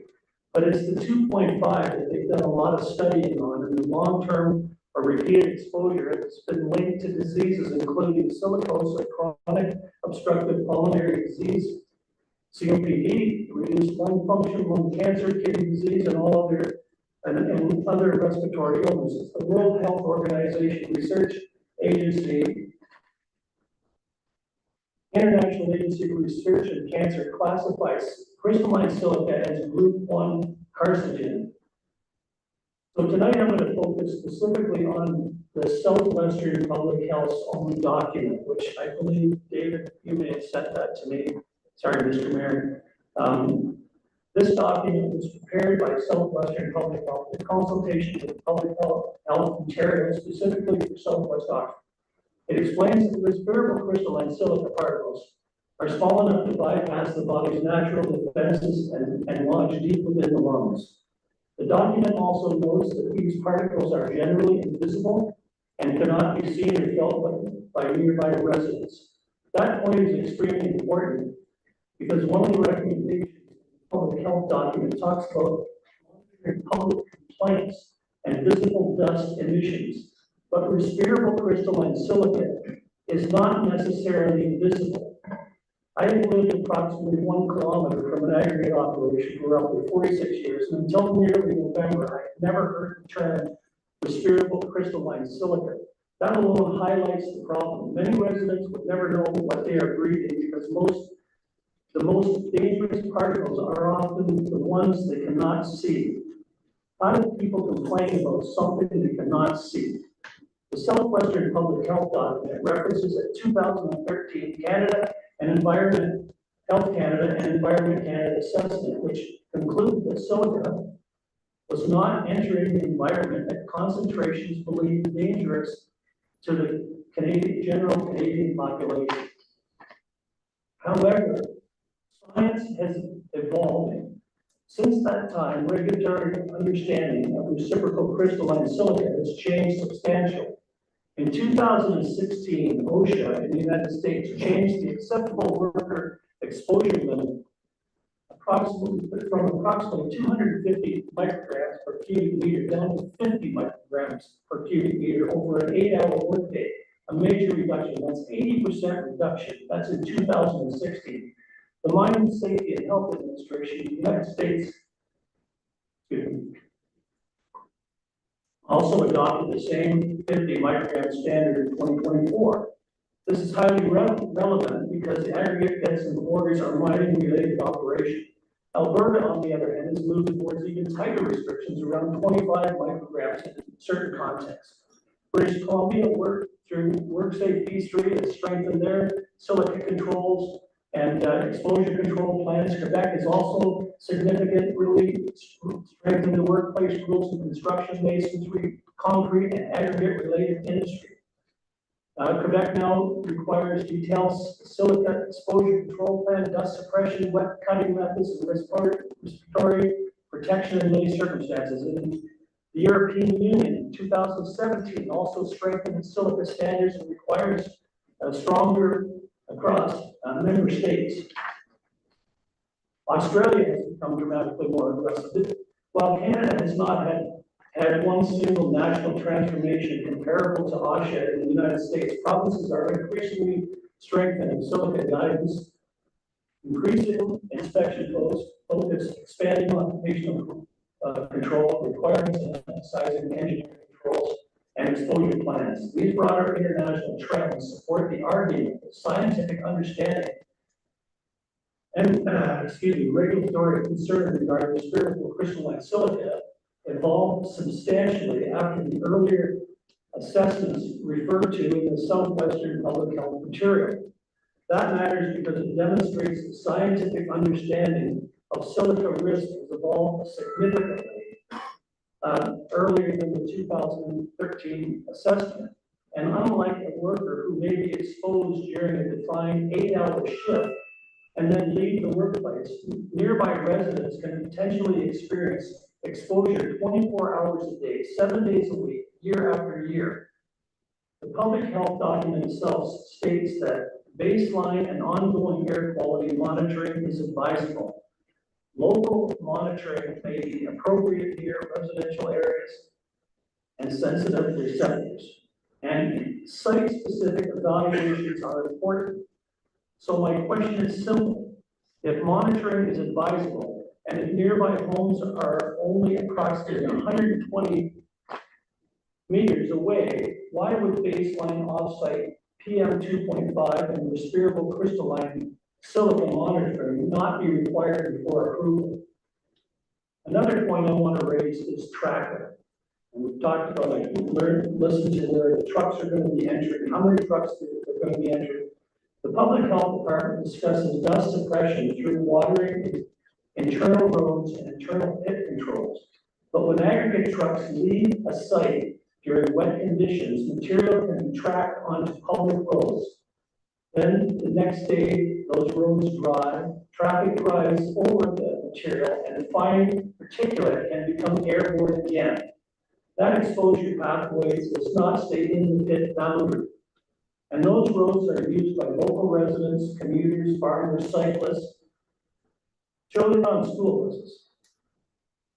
The public health document also references Section 12 of the Aggregate Resources Act, which requires dust suppression for collection devices for processing equipment located within 300 meters of sensitive receptors. That alone is an acknowledgement that processing operation in your homes create recognized dust concerns. And this proposal includes processing, not merely extraction. Finally, I want to emphasize, I'm not standing here claiming catastrophe or certainty. What I am saying is where there is legitimate scientific uncertainty in evolving health science, nearby homes, processing operations, trucking, and acknowledged particular generation, the burden should not fall on the residents to prove harm after the fact. The burden should be on the applicant to demonstrate safety through independent peer-reviewed baseline monitoring, ongoing off-site monitoring, and precautionary approach before approval is granted. I am now in possession of several peer-reviewed studies showing how RCS leaves the site and can travel for many miles. As a matter of fact, this last weekend I met a fellow in Sarnia, and he is an educator. He travels to different industry, advising the management how to protect the workers from RCS. And he told me outright, I've heard this many times before, he said RCS is the new asbestos. Now, asbestos, we found out about asbestos, people knew that it became harmful in the 20s and 30s, but it did not get legislated until the 70s. And I asked him, I said, well, do they do any PM 2.5 testing in your area? And he said, well, he says, I'm from the Petrolia area. Petrolia, as we know, is the chemical area, so they do a lot of off-site testing. And surprisingly enough, I said, well, do you find 2.5 on your test rate? And he says, interesting fact. He says, when we've had a couple of days of strong winds from the south, we picked up 2.5 from the Tennessee Valley. That just points out how far this particulate travels in the wind.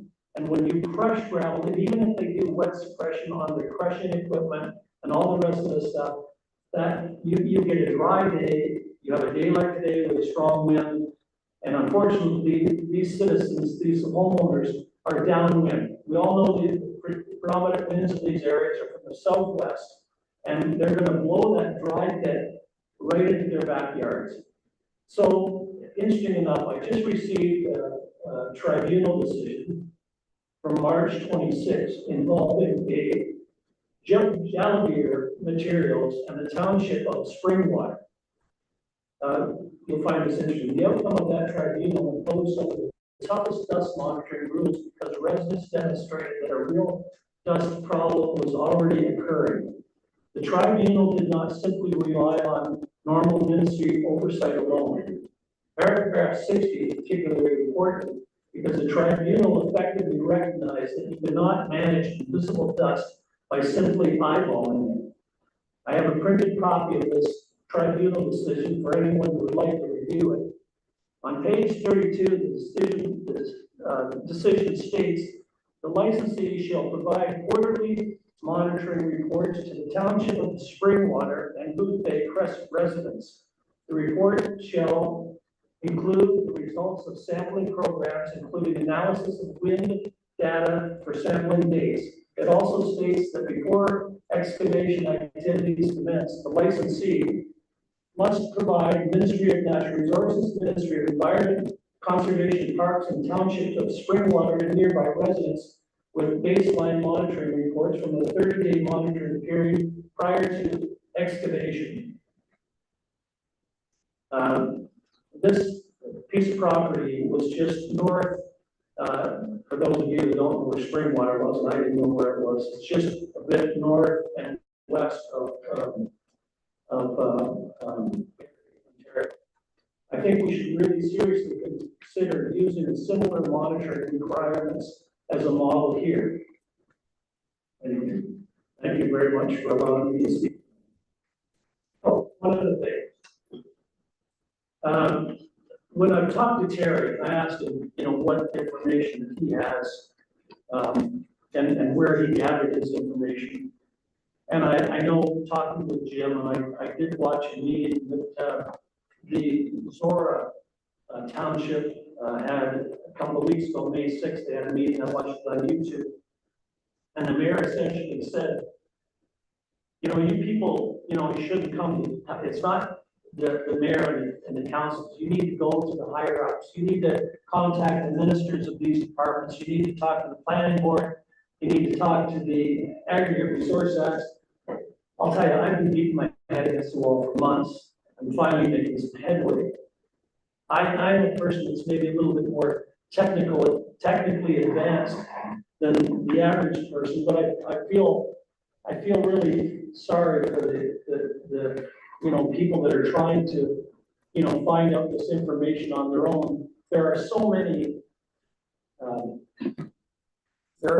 different acts that you have to, like when I started to research this, there's the provincial planning statement, there's the Planning Act, there's the Aggregate Resources Act, there's the Environmental Protection Act, there's the Occupational Health and Safety Act, there's the Environmental Bill of Rights, the Ontario Water Resources Act, the Endangered Species Act, the Clean Water Act, the Municipal Act, the Fisheries Act, the Species Act, the Risk Act. I mean, it just goes on and on how you can find it. Now, believe it or not, I have gone through all these acts. I would be fair to say that people sitting behind me don't have the technical advantage that I have, and I'm still finding it very difficult to navigate the waters. And the one concern I have when listening to our our warden, Marcus Ryan, when he kind of, I'm gonna say politely scolded the individual saying, you can't come to us after the planning board has approved this and the Ministry of Natural Resources has approved this. But I'm sorry, I've made like 10 phone calls to the environmental people, and it's like no one's home at that agency. I'm, thank you, David, for your help. It's got me into Ernie Hardeman, and I had a meeting with Art Ancona the other day, and hopefully I will be able to knock down a few more doors to get information like this out there. There doesn't seem to be any more media in this world, and I honestly don't know how the little guy fights big industry that has a lot of money to spend at this. There was a town on the east side of Guelph that I watched on a podcast, and those people got a group together, spent $800,000 trying to fight a gravel pit and lost. And you can't expect individual homeowners to dig into their pockets. They might as well just move. Now, there is a Back to the application we're talking about, right? yes. All right. Sorry, I have to push the button again. I just want to, I want to ask Laura a question. If she has heard of Bill 17, I got this information, I'm not sure whether it's passed yet. It says Bill 17 made changes to the Planning Act authorizing the minister to scope complete application requirements by, among other things, mandating that municipalities must accept studies from certified professional specified in regulation and determining whether or not an application is complete. Further to these legislative changes, new and amending regulations were filed to specifically specify professional engineering as a prescribed profession for the purposes of a complete application. The government is now seeking feedback on adding additional prescribed professions. For example, registered landscape architects for the purpose of a complete application. Now, that, if true, just sounds, I know that Ford government wants to build homes, and maybe they want to fast track that, but getting a landscape architect to approve something like this, and I've said my piece. Thank you very much. So,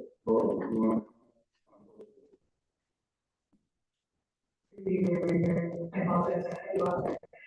Yes, I am aware of this facility, and our policy division is complying, submitting their compliance to the provincial government. So what Bill 17 is suggesting is that we can accept certain studies by certain professionals for certain items in the planning application. So it's not the landscape architect would be able to submit higher geological study, for example. It's just aligning what can be accepted in licensing in terms of required background studies and reports, and articulating that professions can submit these reports. So right now, for this application, for example, an acoustic study has to be done, an archaeological study, and also impact assessment. So what this bill is trying to say is which professions are permitted to submit which studies. But we're still in the consultation. we're not here to discuss Bill 17, although I appreciate the comment. Can I just have one question, Laura? So Laura, just so these folks know, so when they had their meeting, the first consultation meeting, I understood that, and we wrote objection letters to the Ministry of Natural Resources, and I've actually reached out to that person. So your agency should get their letters, their complaint letters as well. Is that the process? Through you, Mayor Baker. It's a separate process. The licensing process is separate from the zoning bylaw amendment process. So we would not receive the comments that were submitted to the applicant, agent, or Ministry of Natural Environment through that process. What I received are phone calls, questions, emails, letters that are received in response to the notice of complete application and the notice of the meeting that the county planning office issued. Okay, well, I'm sure a lot of them, have sent letters to the Ministry of Natural Resources. But watching, Marcus Ryan saying that when the planning board approves it and the Ministry of Natural Resources approve it, then council was not going to overturn that. So just to clarify to the people sitting behind me, the planning board is you, and we've said, so if they send their letters to the Ministry of Natural Resources, and you, are you the two outlets that are ultimately going to approve or disapprove? Through you, very, in terms of the planning process, anyone can apply for a planning application to their property. So you can apply to add a shed, accessory structure, an additional residential unit. You would be required to submit a planning application. So depending on the planning application, it gets circulated to agencies, it gets circulated to the public. My role as a professional planner is to review the applications to make sure they're complete. So make sure that the information on the application forms is correct. Make sure that the applicant has submitted everything they're required to submit. So I need a sketch. I need them to describe what they want to do, what they're proposing to do. Sometimes applications require background studies and information. So if someone's trying to put up an additional residential unit, for example, or a house in the countryside, we require what's called the minimum distance separation report, because we need a minimum distance from existing agricultural uses to a new residence in order to make sure that there's no conflict. So depending on the application, different background studies and reports are required to be submitted. My role is to review the planning application, review the background reports, make sure things are complete, and then my role is to review applicable planning legislation. So the provincial planning statement, the official plan, zoning bylaw, and other applicable planning legislation that would affect that particular application. I do not make decisions. It's something that was drilled into me very early on in planning school. You do not make decisions. So I make recommendations as the planner assigned to the township of South West Oxford. A recommendation. It is up to the decision-making body depending on the application. So for a minor variance, it's committee of adjustment. For an official plan amendment, it's town council. For a zoning bylaw, it is the council that you see before you that makes decisions. So I am a planner with the County of Oxford assigned to the township of South West Oxford, and I just make recommendations, not based on planning legislation, not on, I don't make decisions. Thank you. So, don't worry, you have a question. But wondering here, so that's for this councilman, we have the authority to say, well,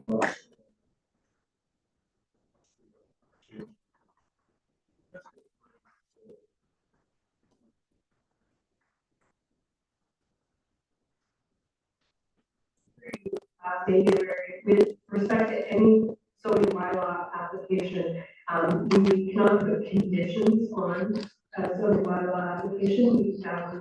There can be recommendations that can be made and discussed. Staff can make recommendations as such, but zoning approval is not conditional on different types of conditions. so could be applicants agree to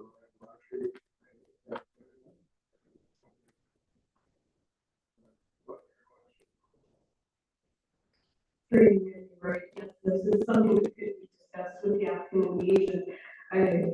Respectfully, I think the first question to ask is RCS a component in this proposed operation? And that's not something I can answer, nor am I an expert in RCS and its impacts on human health. But I would think that would be probably the first question: is this a component of the proposed operation? Possibly the applicant or agent could answer the question.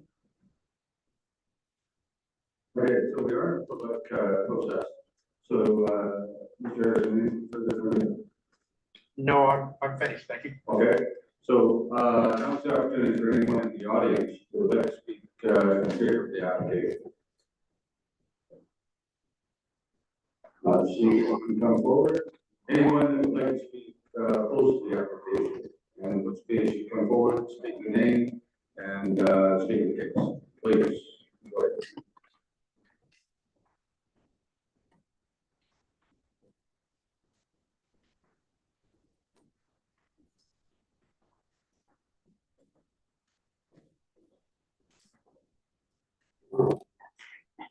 Green button, sorry, green button. Right in the middle, okay.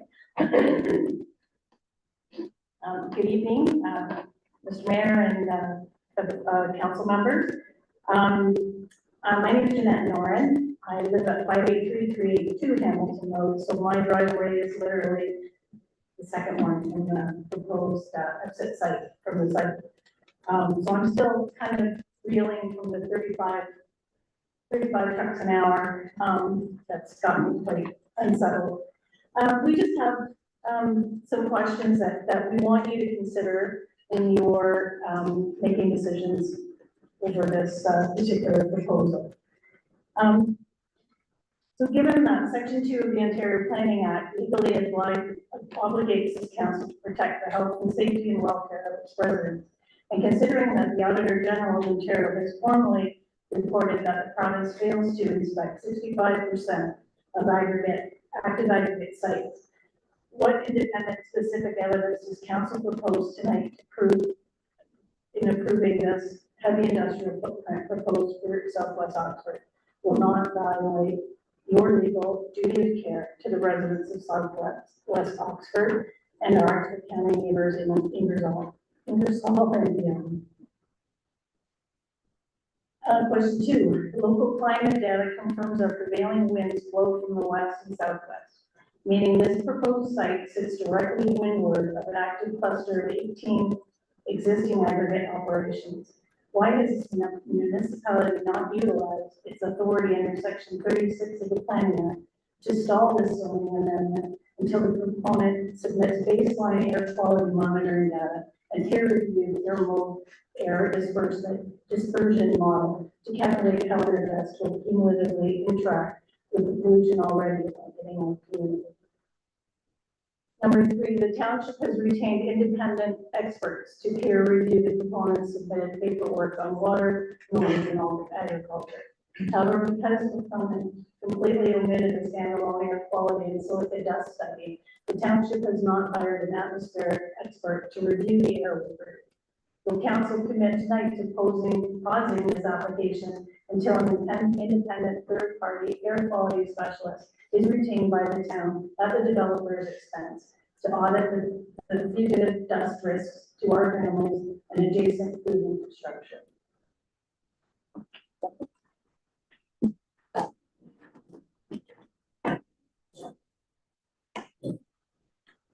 Good evening, everyone. I'm Jennifer Schulman, and I live at 583-365 Hamilton Road. So I'm on the opposite side of the road across from the pond. So question 4 is on the insufficient 50 centimeter margin of error. Under the Ontario Regulation 244/97, any aggregate excavation within 1.5 meters of the water table is legally classified as high risk below water table operation. By choosing to excavate down to approximately 1 meter above the water table, right next to the capture zones for Ingersoll Municipal Well 3, the component is operating within a margin of error of 50 centimeters. What technical guarantee can staff provide that heavy earth moving equipment operating on a dynamic pit floor will not accidentally scrape 50 centimeters too deep, reach the aquifer, and create a direct open air conduit for industrial surface contaminants to enter this nearby municipal drinking water system? And on that note, nobody's mentioned at this point is that the houses west of the county building there on Mineral Line, they're all on private wells. So my well, for instance, is a dug well in my basement, which is 30 feet by the shallow well, along with the other neighbors to the west of us as well. And in their report, it talks about how they're going to use water suppression to control the dust. Where is that water coming from? Where do they plan on getting all that water?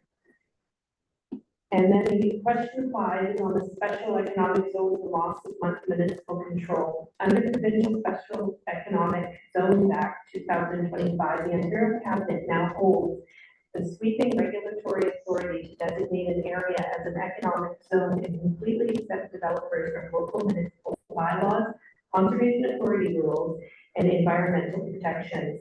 Given that a neighboring council recently voted to approve a controversial pit because they admitted they have virtually no planning power left to stop provincial aggregate approvals.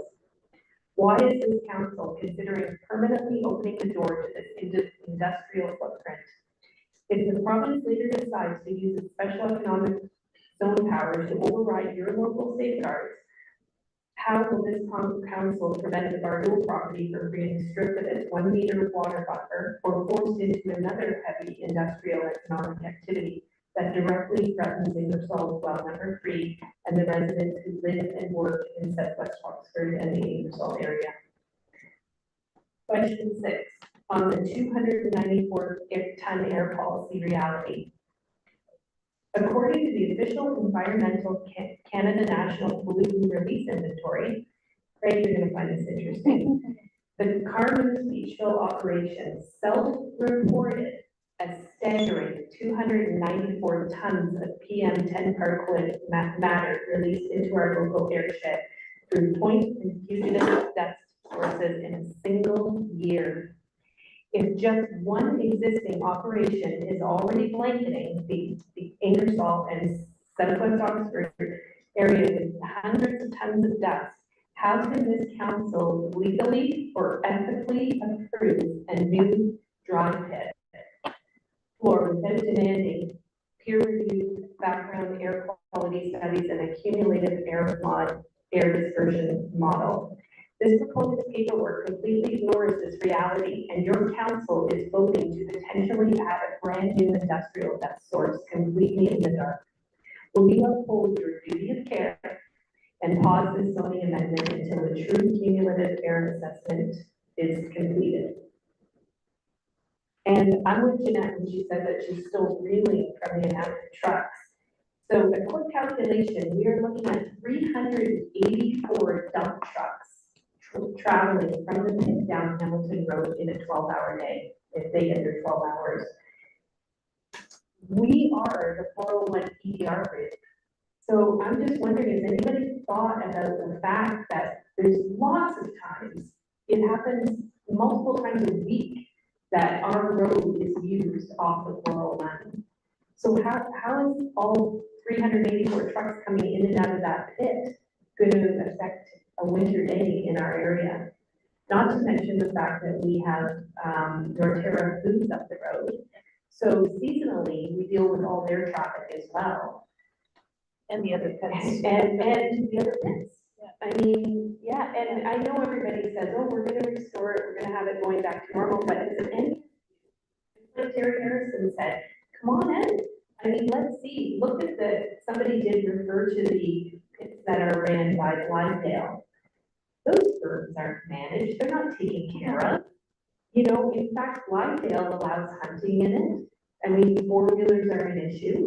And who's going to do the policing of this stuff? We already know that the Auditor General says that they're not looked at. And is it going to be township that's going to be taking our calls to complain? Because,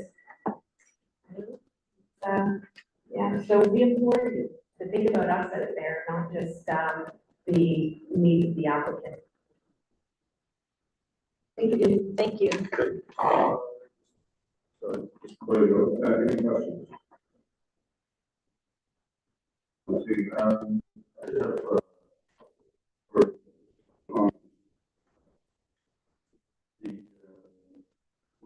5 meter section, 1.5 meters.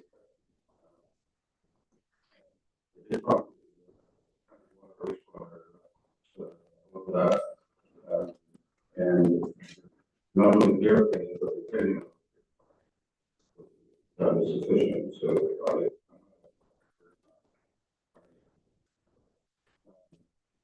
and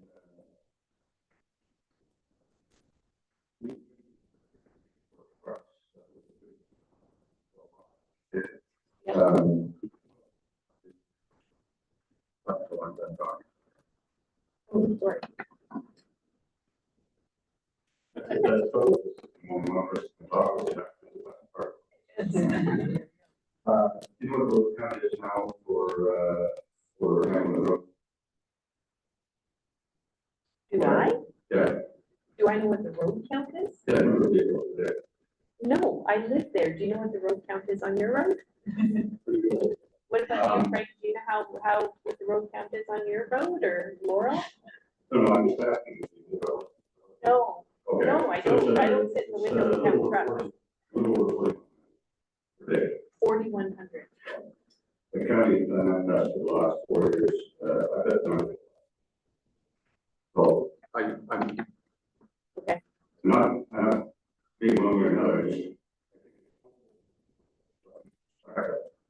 So. Yeah. They're bad, I don't care. Help understand what some.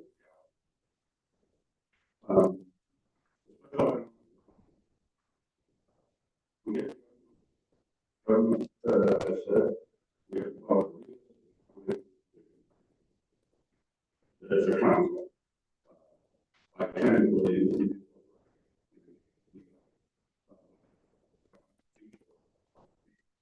But you, anything that comes to my head. Thank you very much. Anyone else in the audience want to speak in favor or oppose the application? They will serve and,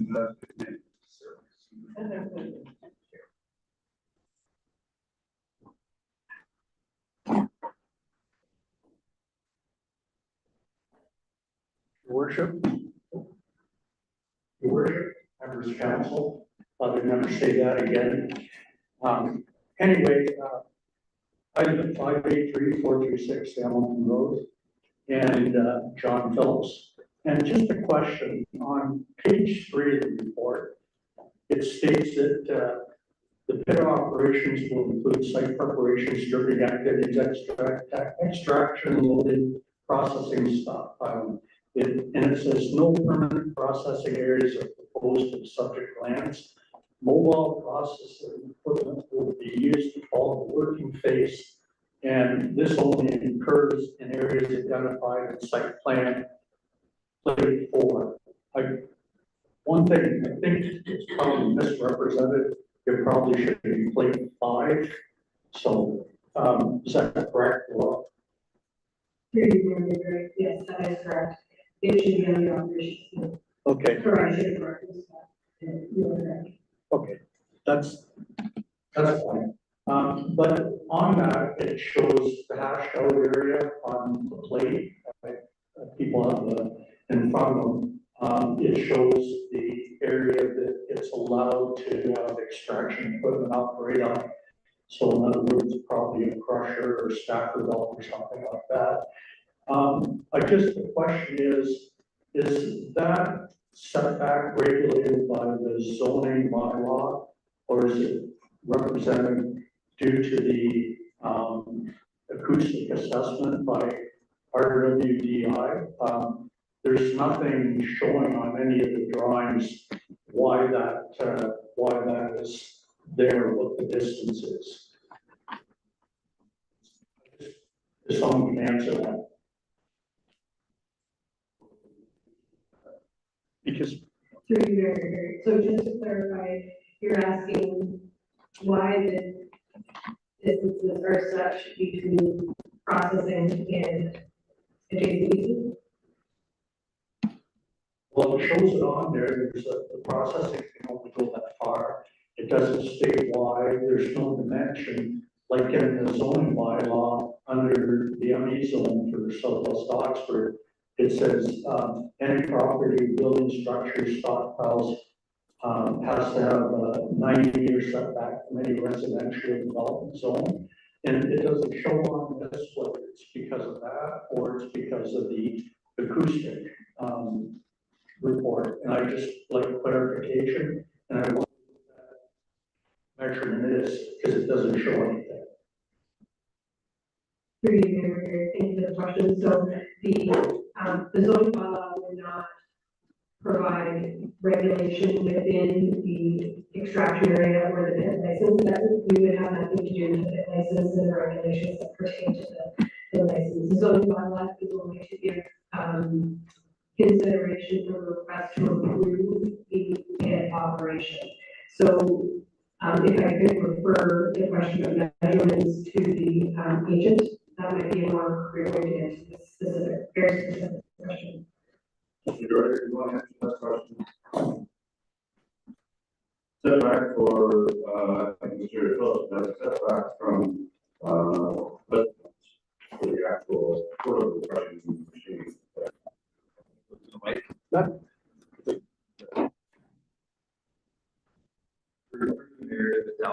That area is the result of the acoustic assessment.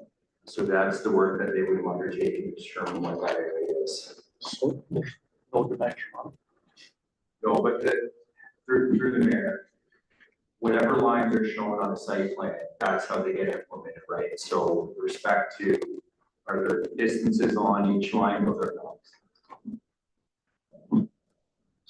So will there be distances on it? Because stuff like that doesn't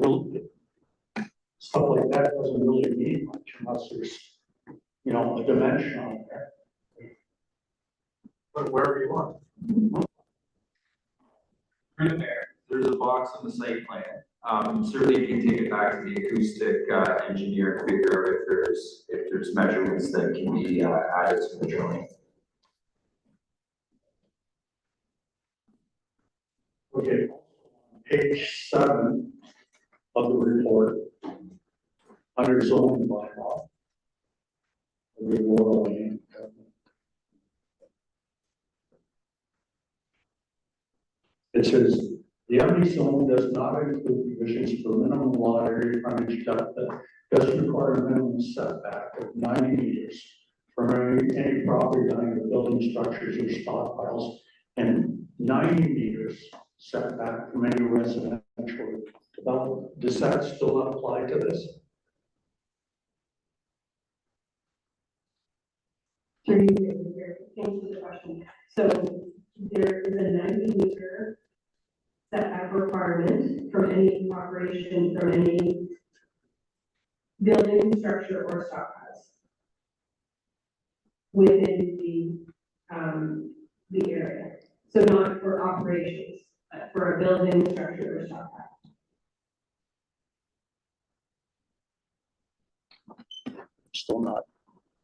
I'm still not understanding. It says here, that it's 90, or what do you call it? Sorry. So it says 90 meters setback, correct? 3 meters, right? So,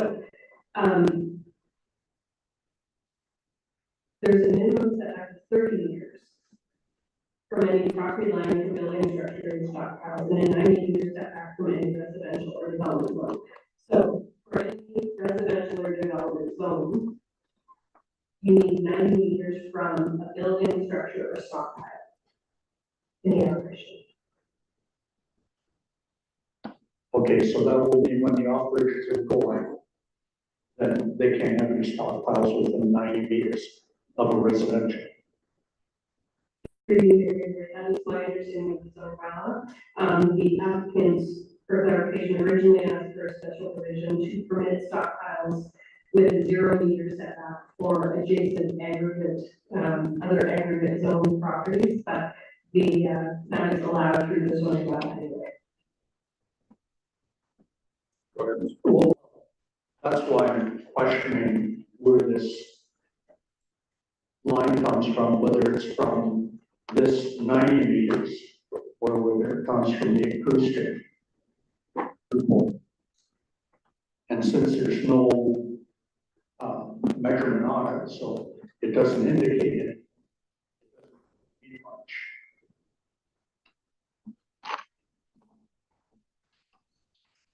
It's a beautiful, go answer that.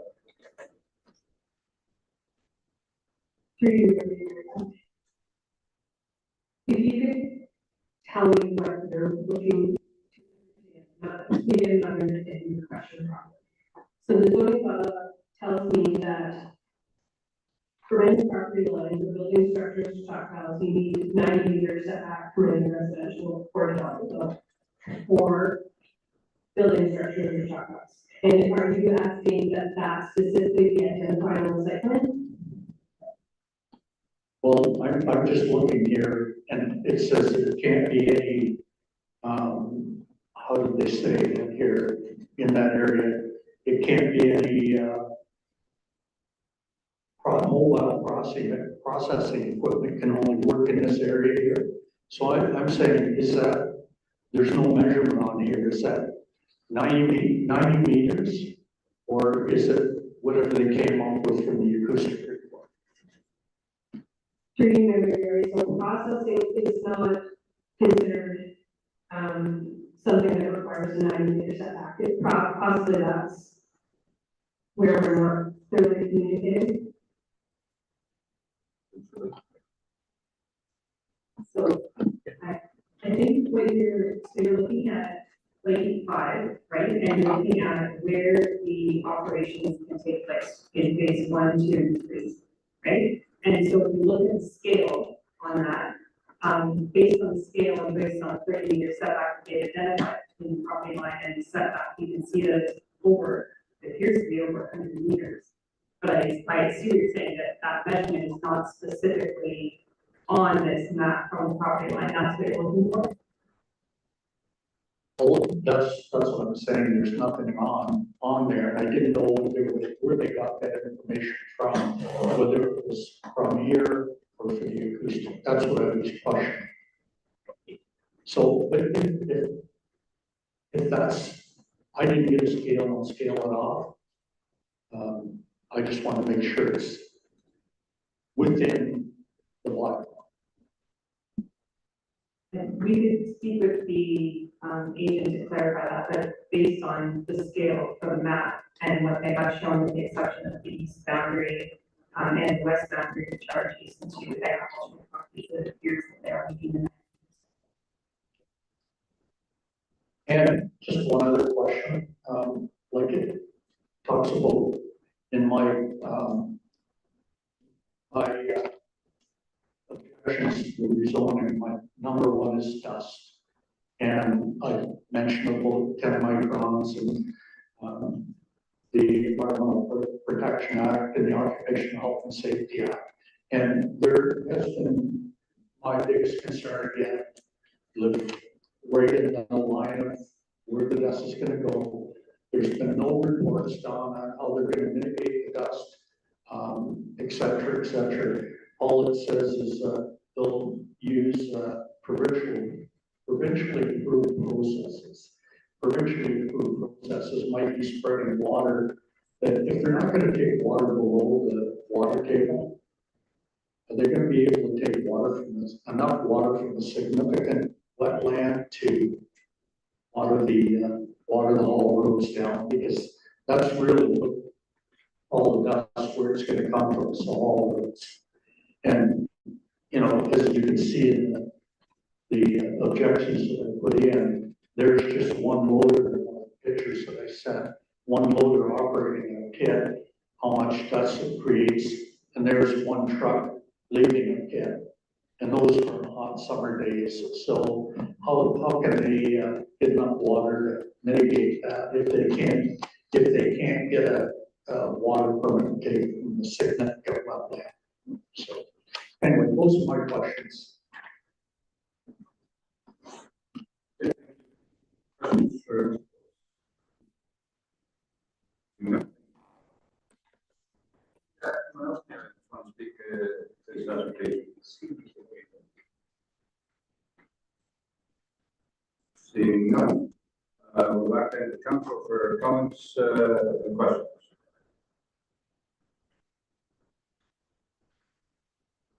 Speaking right off, I'll ask the first question then. Oral, in the recommendation from the county, that two,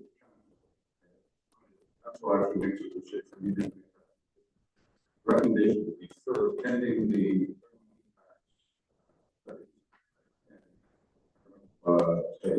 was wondering specifically what, RCA is also, this one specifically, what are we, what is missing?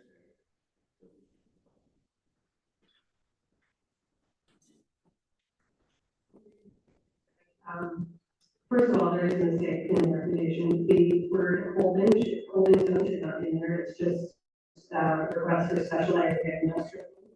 As a take home records. There is no consideration for holding zone, it's just to defer the application. Secondly, with respect to your question, you're asking if there should be additional, components to the recommendation that might capture some of the items for this evening. Is that your question? Yes. Respectfully, staff's recommendation is that submission of the revised EIS is what we would require. If council wishes to amend the application to recommend further discussion with the applicant or agent pertaining to some of the issues that were discussed tonight for clarification, the council is very welcome to do so. I understand very kind of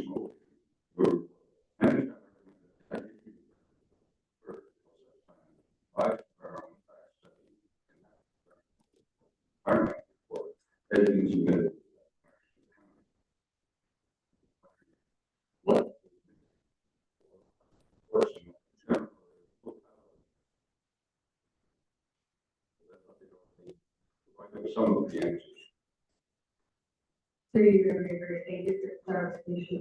So they have submitted a natural environment report, they have submitted an environmental impact study. What is required is an amendment to that to answer some of the outstanding questions raised by the HDRCA and your, so it would be amended to that report.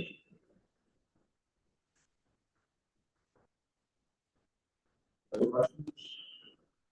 Councilor. So based on what you're that still concerned with share crawl, and that is not going to.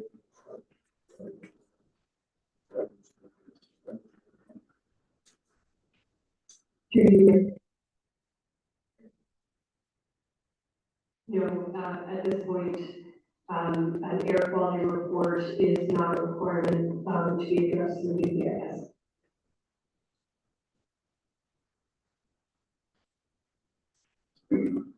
The obvious question that you didn't just ask was, should it be?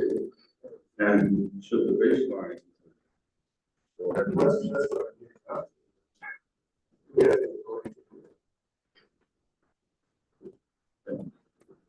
I'd like to see it.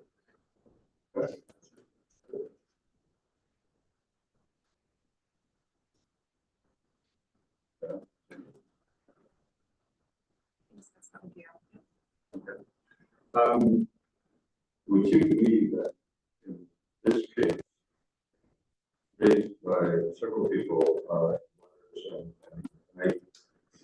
the mark of the pitch in the southwest would suggest that there may already be a problem. I don't know, I'm not saying that it's the same. And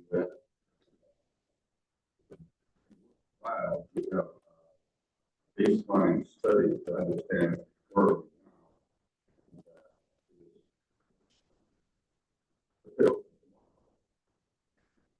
next day somebody said we're doing a study on air quality. How do you differentiate between this?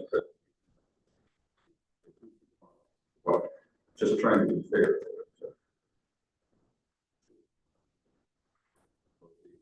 Air quality monitoring. Discuss it. Sure, I think if the council is in support of planning staff's recommendations tonight to defer.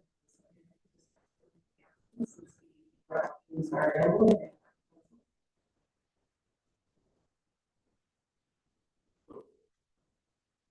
I want the council to make some kind of decision on way forward here.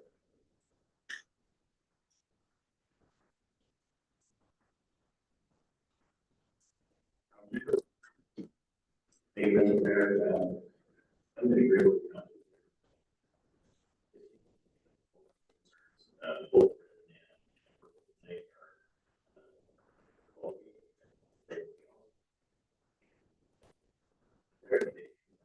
Just for this application at this point, I think that's, and I would, as a staff, follow up with.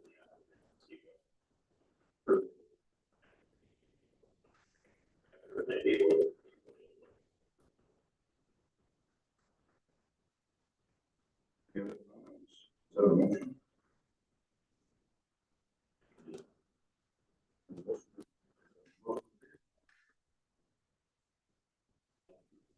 The application at this point. To follow up, yeah.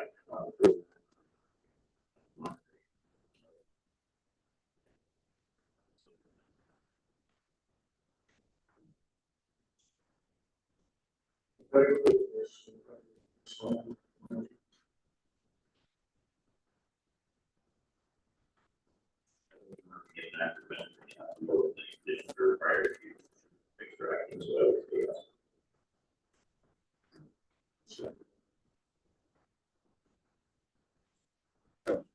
Sorry, I missed your last comment. Motion to would include baseline.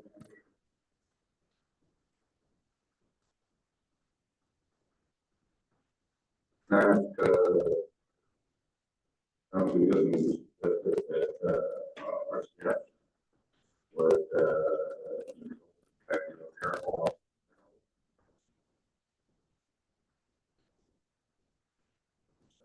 Not a little too.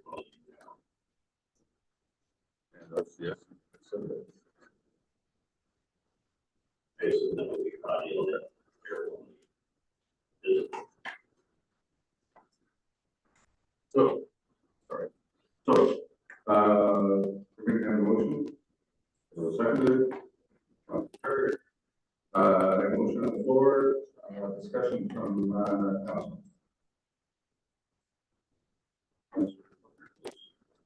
I agree with the motion, because I think there's so much that we don't really know, so much that's being run up and further studies.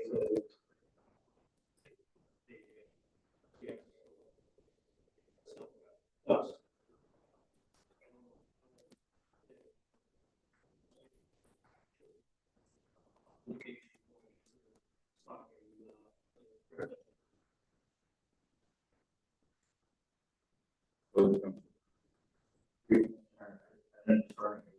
A lot of questions were brought forward here tonight.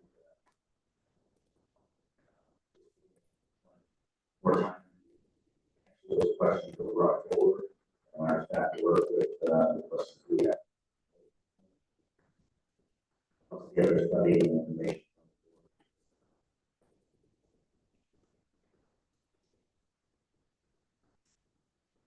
Any comments?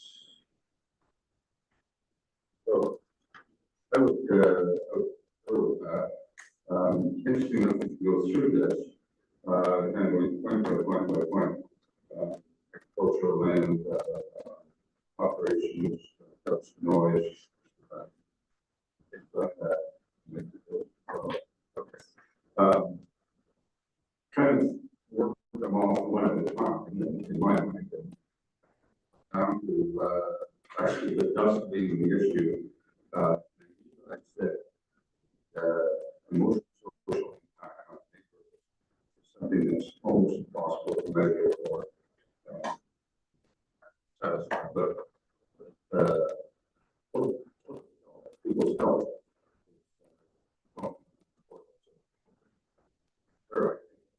Very finding out what the dust condition now. And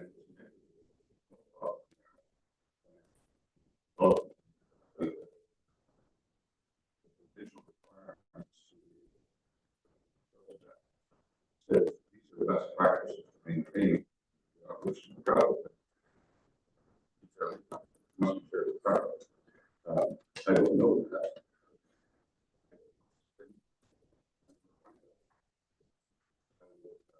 What's in first. Find out where we are today. And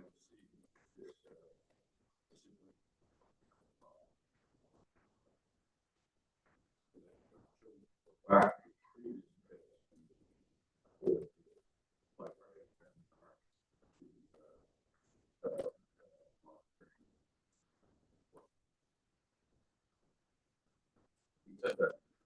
Motion on the floor. Does anybody need a red? See anybody? All those in favor? Vote. That's carried. So, welcome to stay. But I just kind of wanted to give you the next step. Obviously, we've got to do some more homework on this. Rome was built in the day, I understand, well, I wasn't there. So, I do think that we will do our best to make sure that you're informed. I would encourage you to watch council agendas as they come up, and the subject will certainly be on the when it's going to be discussed further, and it will all information provided.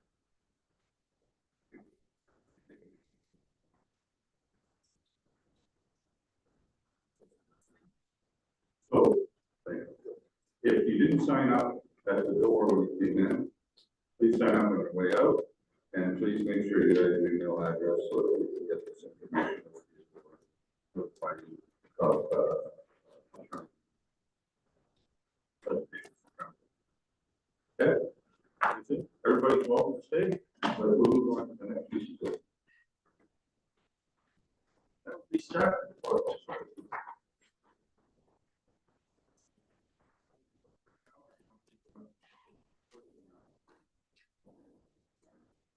So it's not property. You want to? Okay, let's go with the little bit. You take that. Start reports. Building department.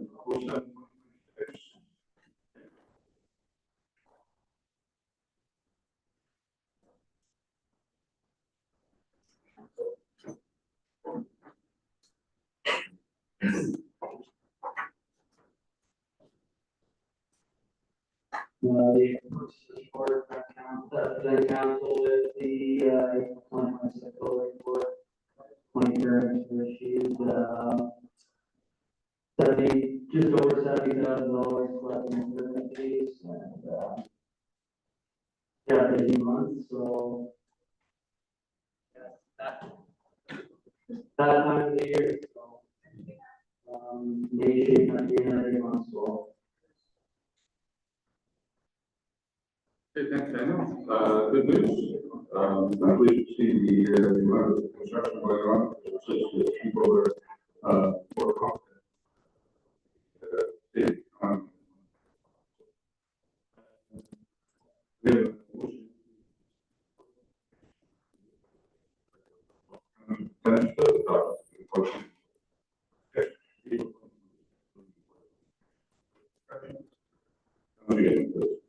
To the CEO, under the current fees collected, they set a standard that we had 0 fees permitted.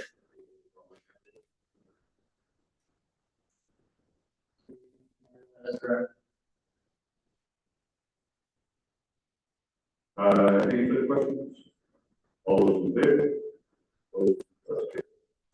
Update Oxford County Library Board resolution regarding Wyoming Municipal Facility and Thank you, Mayor. So the purpose of this report is so an update following recent attendance of the Oxford County Library Board meeting regarding the proposed Mount Island Library branch and the future municipal office library child care facility. Mayor, I attended the library board meeting on March 25th, so the board considered this matter and ultimately passed a resolution endorsing the continued inclusion of the library branch in the proposed facility. And supporting ongoing discussions with the township and recommending that the project be considered as part of Oxford County Library's future budget and long-term planning process. As a next step, we drafted a draft memorandum of understanding, which is attached to this report as Appendix A. This is intended to establish a framework for us to continue working together, continue to talk about future lease arrangements, and make sure that they're included in the design phase forward. So at this time, we're looking for council support to receive this report as information and to authorize the mayor and CAO to execute the step into working at the Western County Library.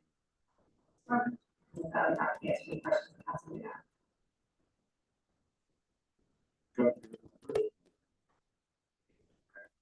The one thing. And.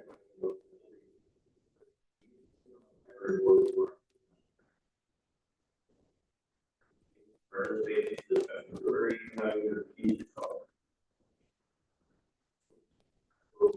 well, we did the presentation and then the discussion and vote.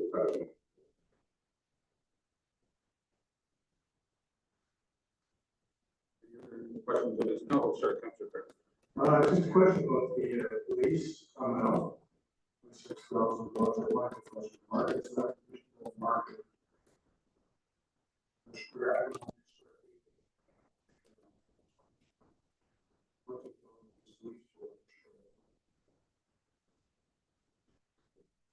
Rate is based off of the current rates that they have for the facilities on a cost per square foot. And that's the number they propose, but that will be something that we'll continue to discuss with them. The space is finalized to detail design and it will be. That's just kind of what we're estimating at this point based on other facilities.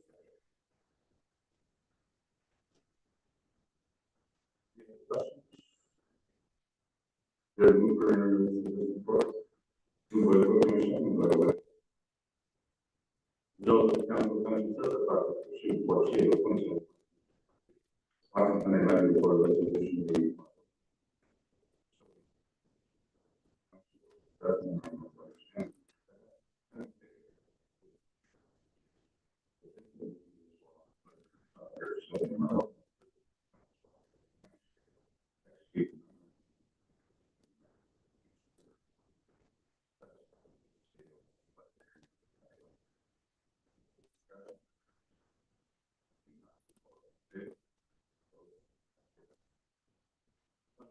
The vacancy.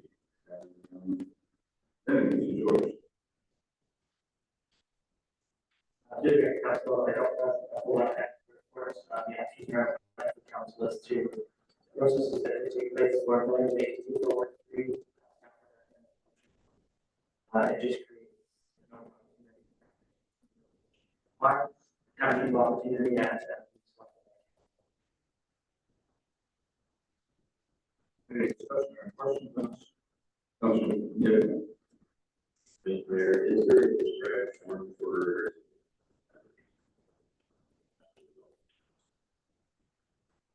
District council, there is no track form for filling the vacancy. If we call for applications, individuals.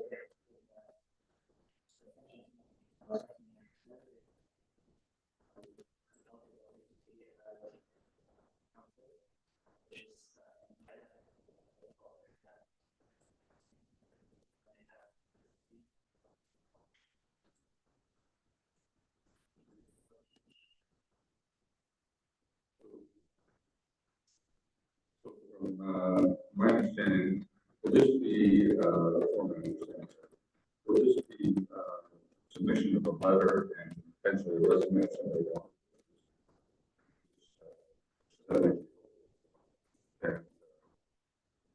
These are the person who like it's only a 5 or 6 month stint, but yeah. Would that be kind of the gist of all of it? Say,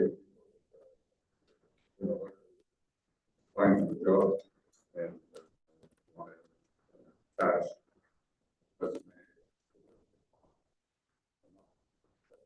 References or anything like that.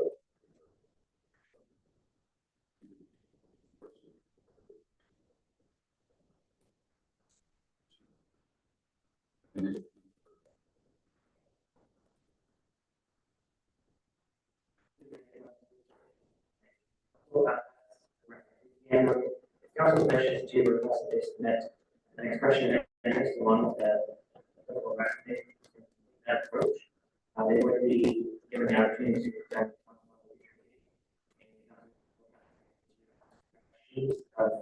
any interest Yes. Comments?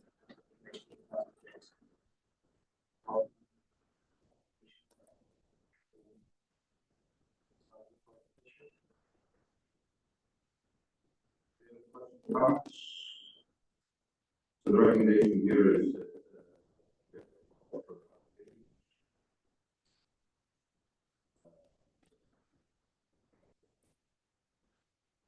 I would support option one. The motion, Yes, it is. we have a second, Councillor Way, thank you. Moved by Doug, seconded by Way, Councillor Thompson took the talk, what, filling the council vacancy, Councillor Ward 3. Council seat is outlined in this report. Any other questions? Councillor Craig.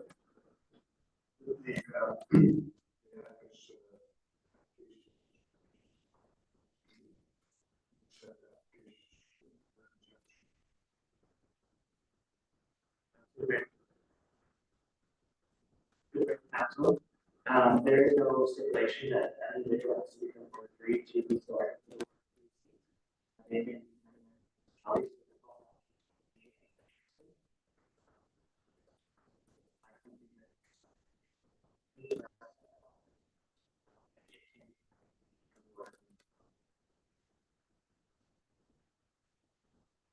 So just before we vote on this, the timeline for this person, for an applicant.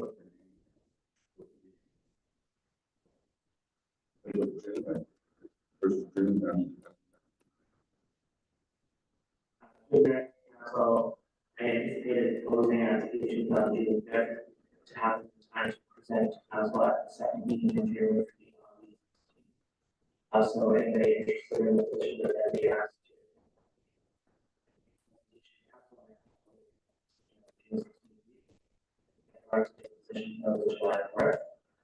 So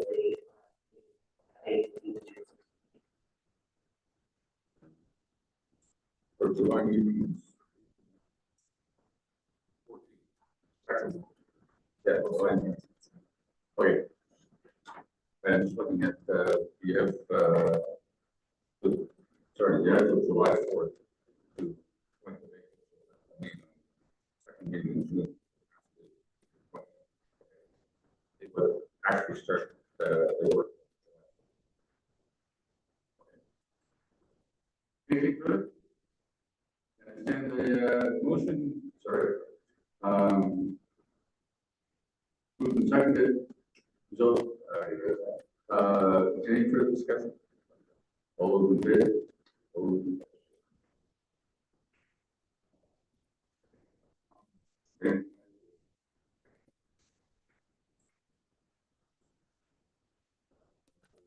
And you're up.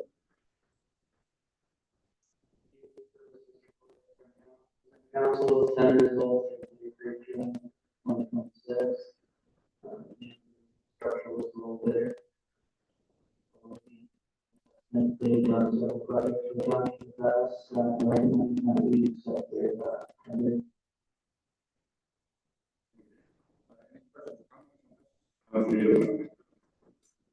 Mr. Mayor, for you, and I would defer.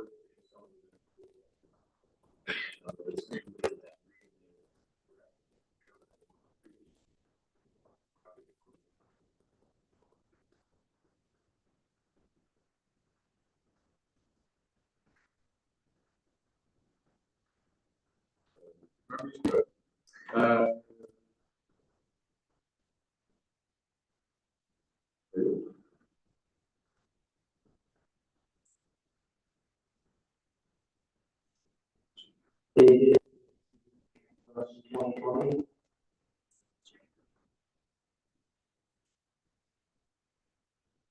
So, what was the motion here?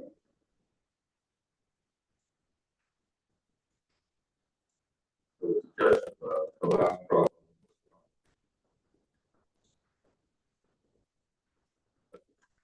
But Commissioner, I think, I'm sure, we agree.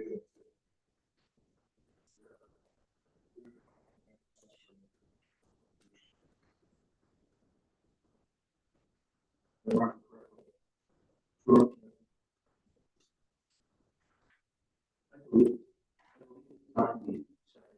5 years before we give them consideration. Any project in the county.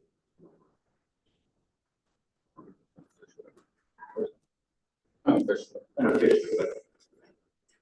So, we're not even going further now. Motion, the recommendation of staff is, primary, we move for the time here. Move by one, second by Ricker. Any further discussion? All in favor? That's carried. Okay. Ricker.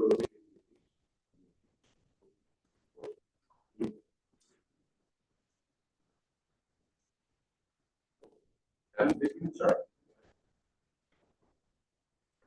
There's a letter that is circulating currently in Oxford County, stating there's a letter to the OPP to, advocate for some more reduced load enforcement during the household season.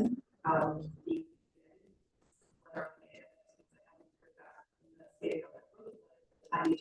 I wanted to check with council to see if there is support to send a similar letter to council to the OPP on that township.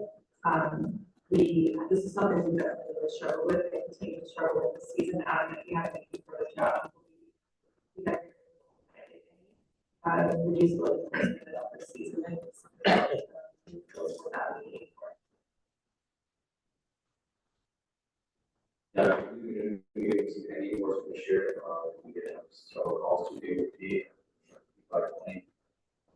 We see back, we know, get to, so we call.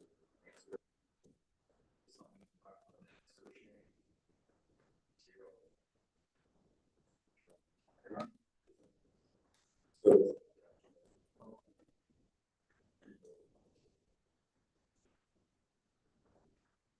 that was the point.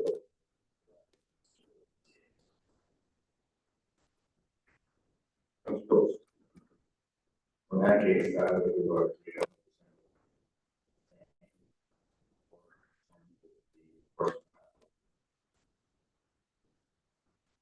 There's a motion in the secondary. And secondary, Councilor Booker. Any discussion? Further discussion? Any further discussion? Councilor Booker. Yeah, there's, the having the same problem in, Alberta.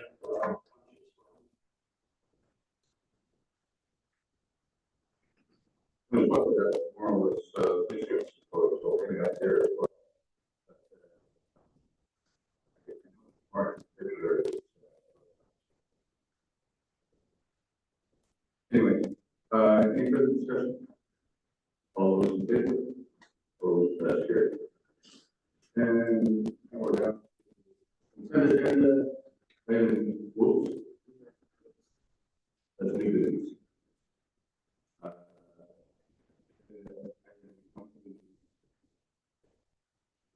I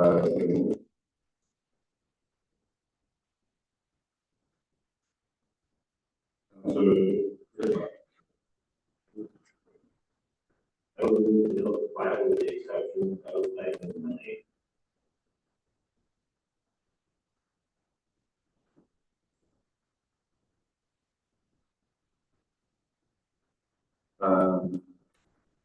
Okay, so, 1/8/16. Then secondary. Seconded by Wade. Discussion. All those in favor? Opposed, that's carried. And with 9, your, motion would be to support. Moved by Ed. Seconded, supporting, seconded by Wade. Any discussion? Councilor Curry.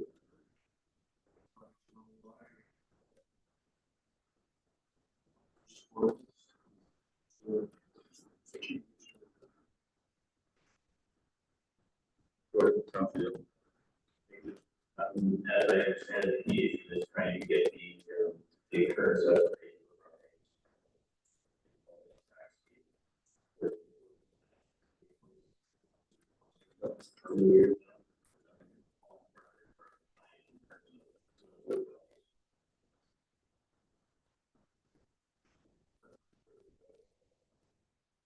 Property installed in 2016. Correct. 2012, 2014.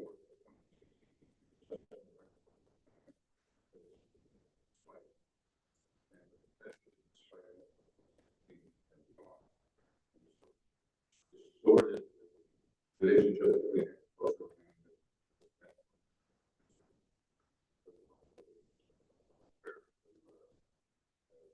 and southern.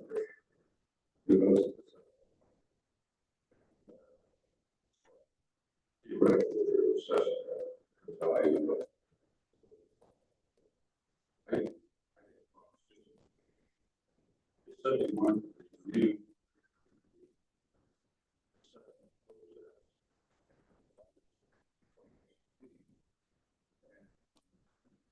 Look at fair way of taxation. And after 10 years.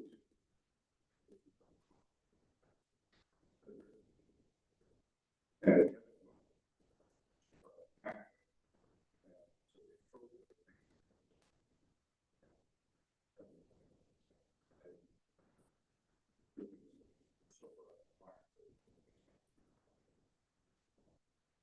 and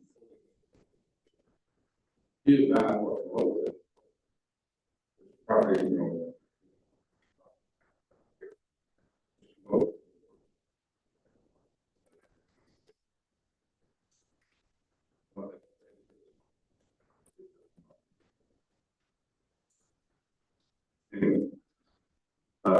Any further discussion on this?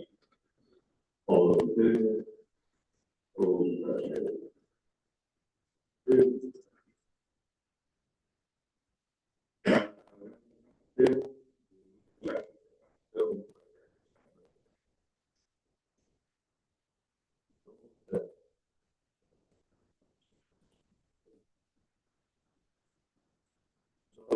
Accounts payable, the account bill from May 3rd, 2017.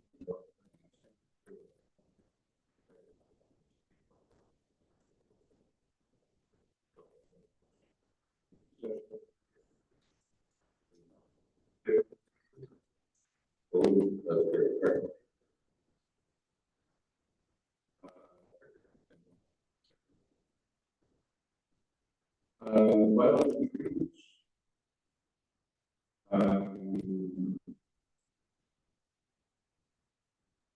so, we have one second there for the first.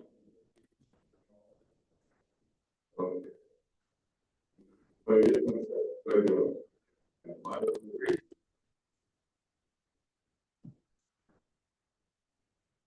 I recall the following bylaws were read first, second, and third time the bylaws. 48.26, a bylaw to amend zoning bylaw number 25. Zoning bylaw 4-25-10 to 19 Franklin Street. 41.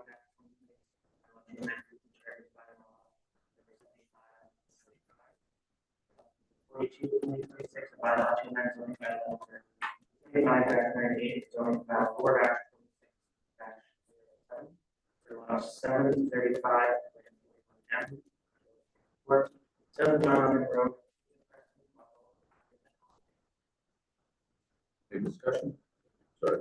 Any discussion? All those in favor? Opposed? Let's make it happen. Notice the motion. Yeah, do this. So, since you emailed from our lawyers, talking about looking down, she asked me, and other say that we're and that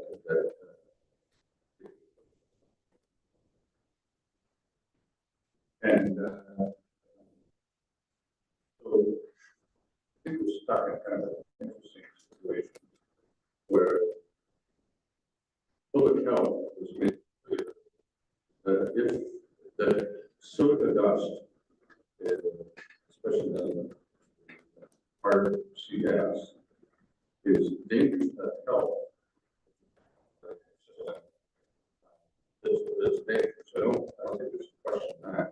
The question is, at what point is it a bump into a car, 10 mile an hour? Bump into a car, 110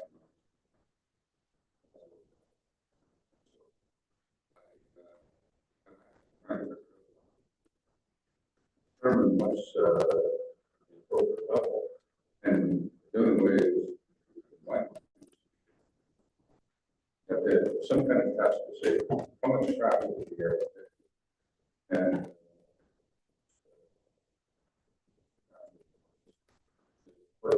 after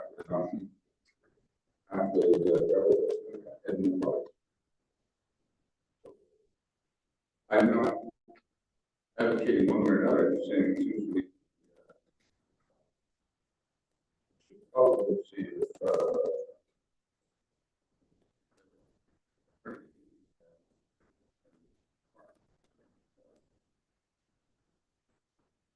I think we'll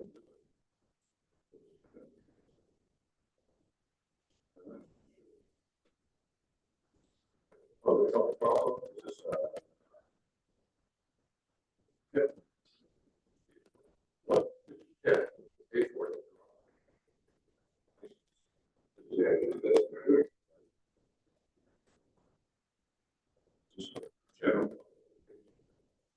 And my suggestion would be that staff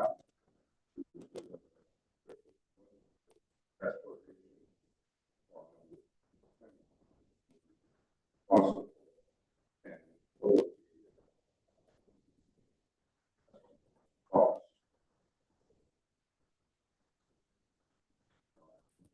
And the first step in this monitoring might send me the second. But they was supposed to do it. And in some way, it's one fair that we're on. Entity for the citizens.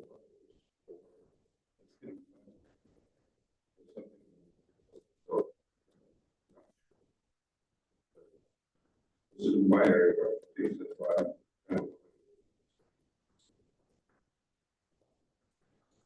I'm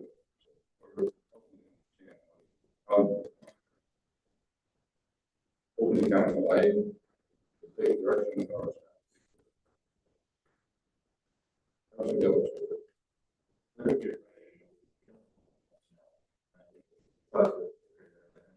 They help with federal regulated thing, and you're talking about problems and settings for meeting these criteria. So they need to find out whether it's something they're willing to add to that regulation to allow it to come into existence. And I do agree with that. Ones that are already in existence already, but then you're gonna have even more trouble with one that's further down the road from a previous existing operation and saying, well, is it coming from there? Your house is different. I think that's gonna lead to a challenge. But if your base level, you know what your base level is.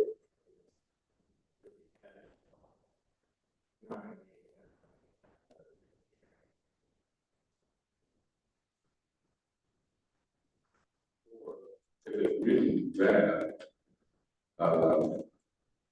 and then you come on, and it doesn't change. And the concept that at some point you should have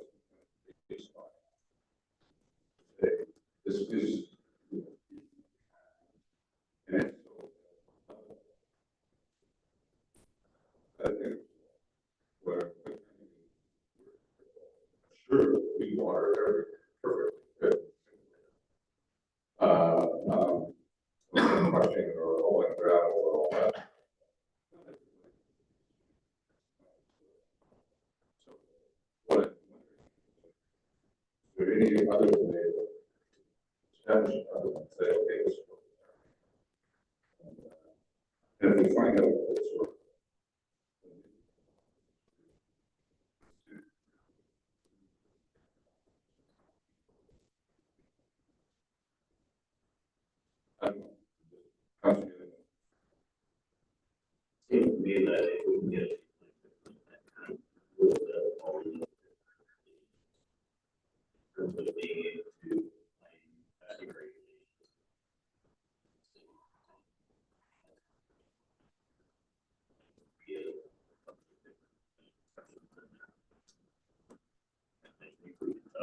it's a.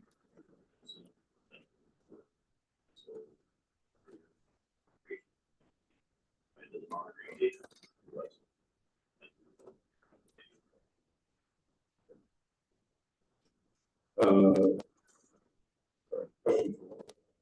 You said that you can't actually put conditions on the zone.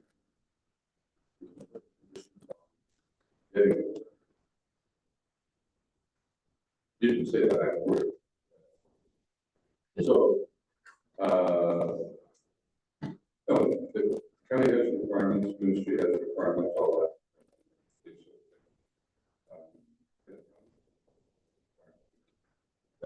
Baseline studies have to be done.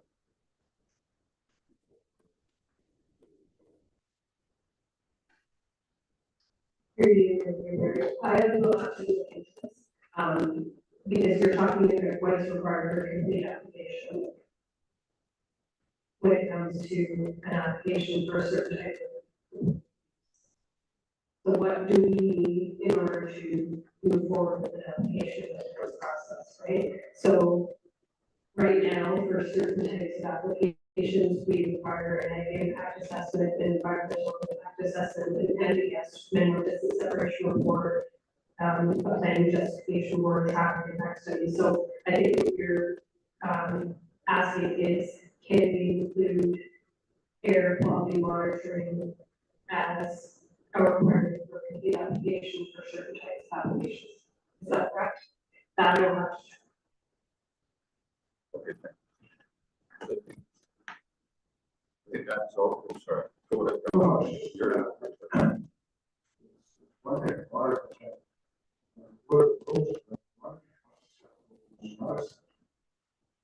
This is a huge. It's great.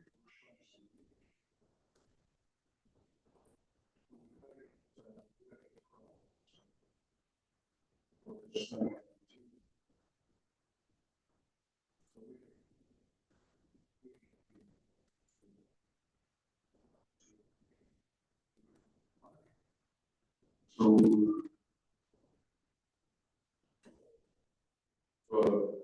my thought was that what we need to do is someone's doing one. It's not going to do it.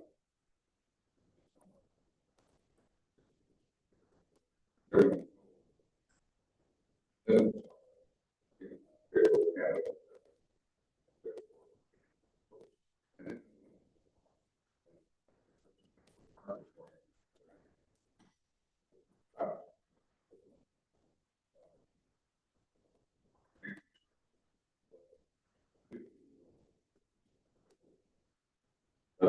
and so that's where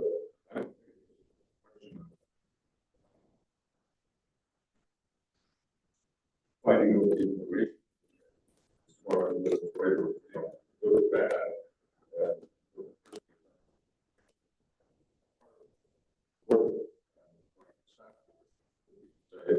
And this is kind of the acceptable limits of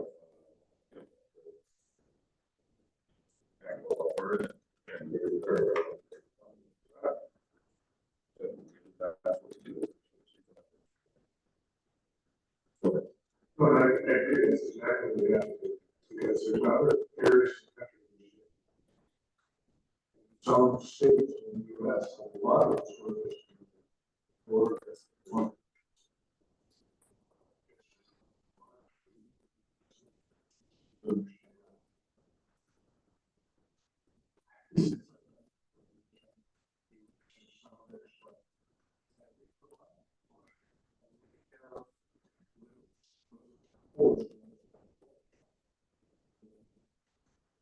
Watch this, not to watch, somebody's up there watching, so.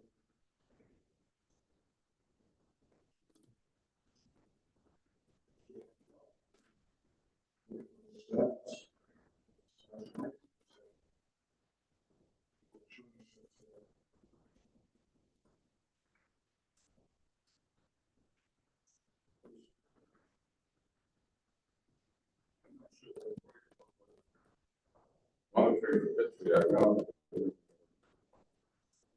that's kind of where I'm saying, what's the base, if you start, the base that I would start with is, do you have a problem?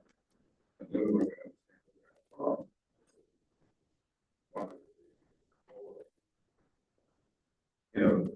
Reasonable. How do you do it?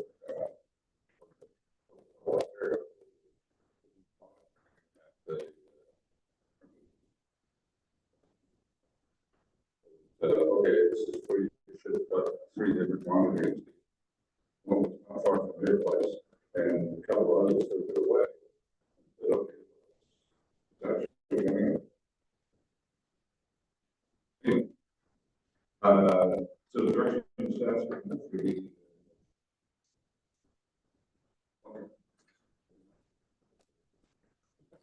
I know you weren't good. Okay. Okay, Council Roundtable. Council Young.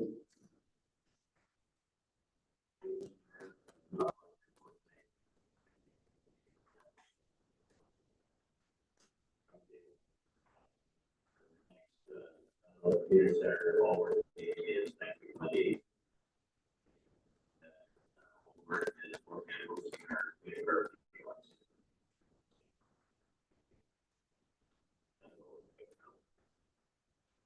Schumacher, 16th of June. Office meeting that night, and everything that required to at Durham Center.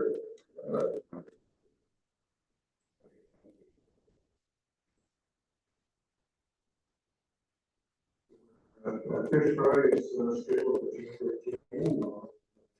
13th.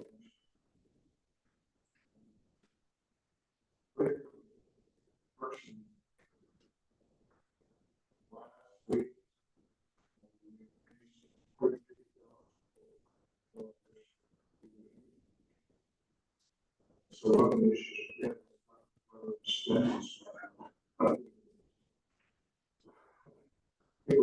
very generous.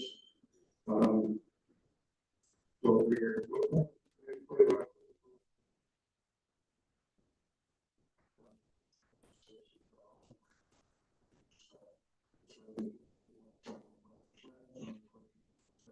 percent.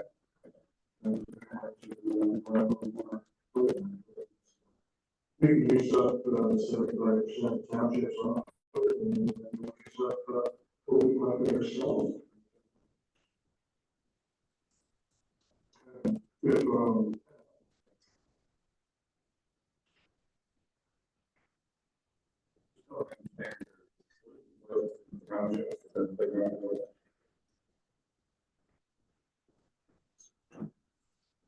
$60,000.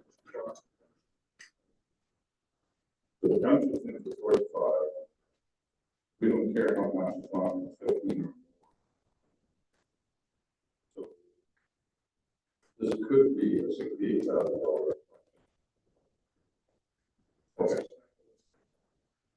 I just wanted to be careful that we didn't end up with $78,000. Township's pretty expensive. All right, thank you. Well done. And Councilor Gill. Thank you. Museum first car.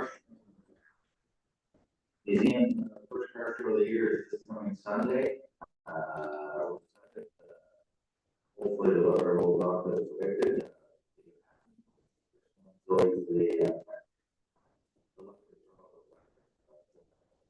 Staff and the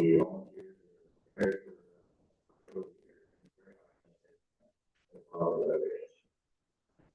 Other than that,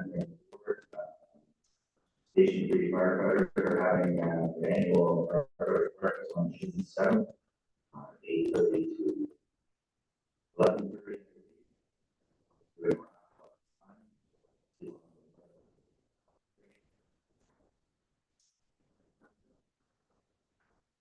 Thank you, Councilor.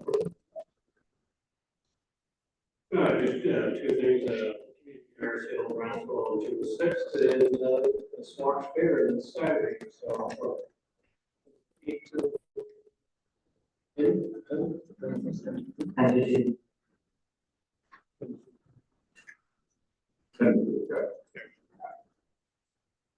Okay, and Councilor Wood. Why, next week on the 22nd, we were.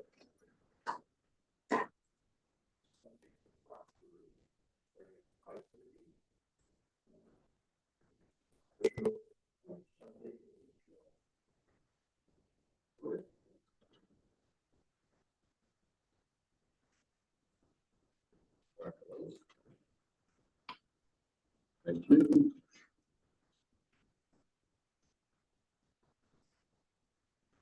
Okay, we're gonna take a 5-minute break before we move.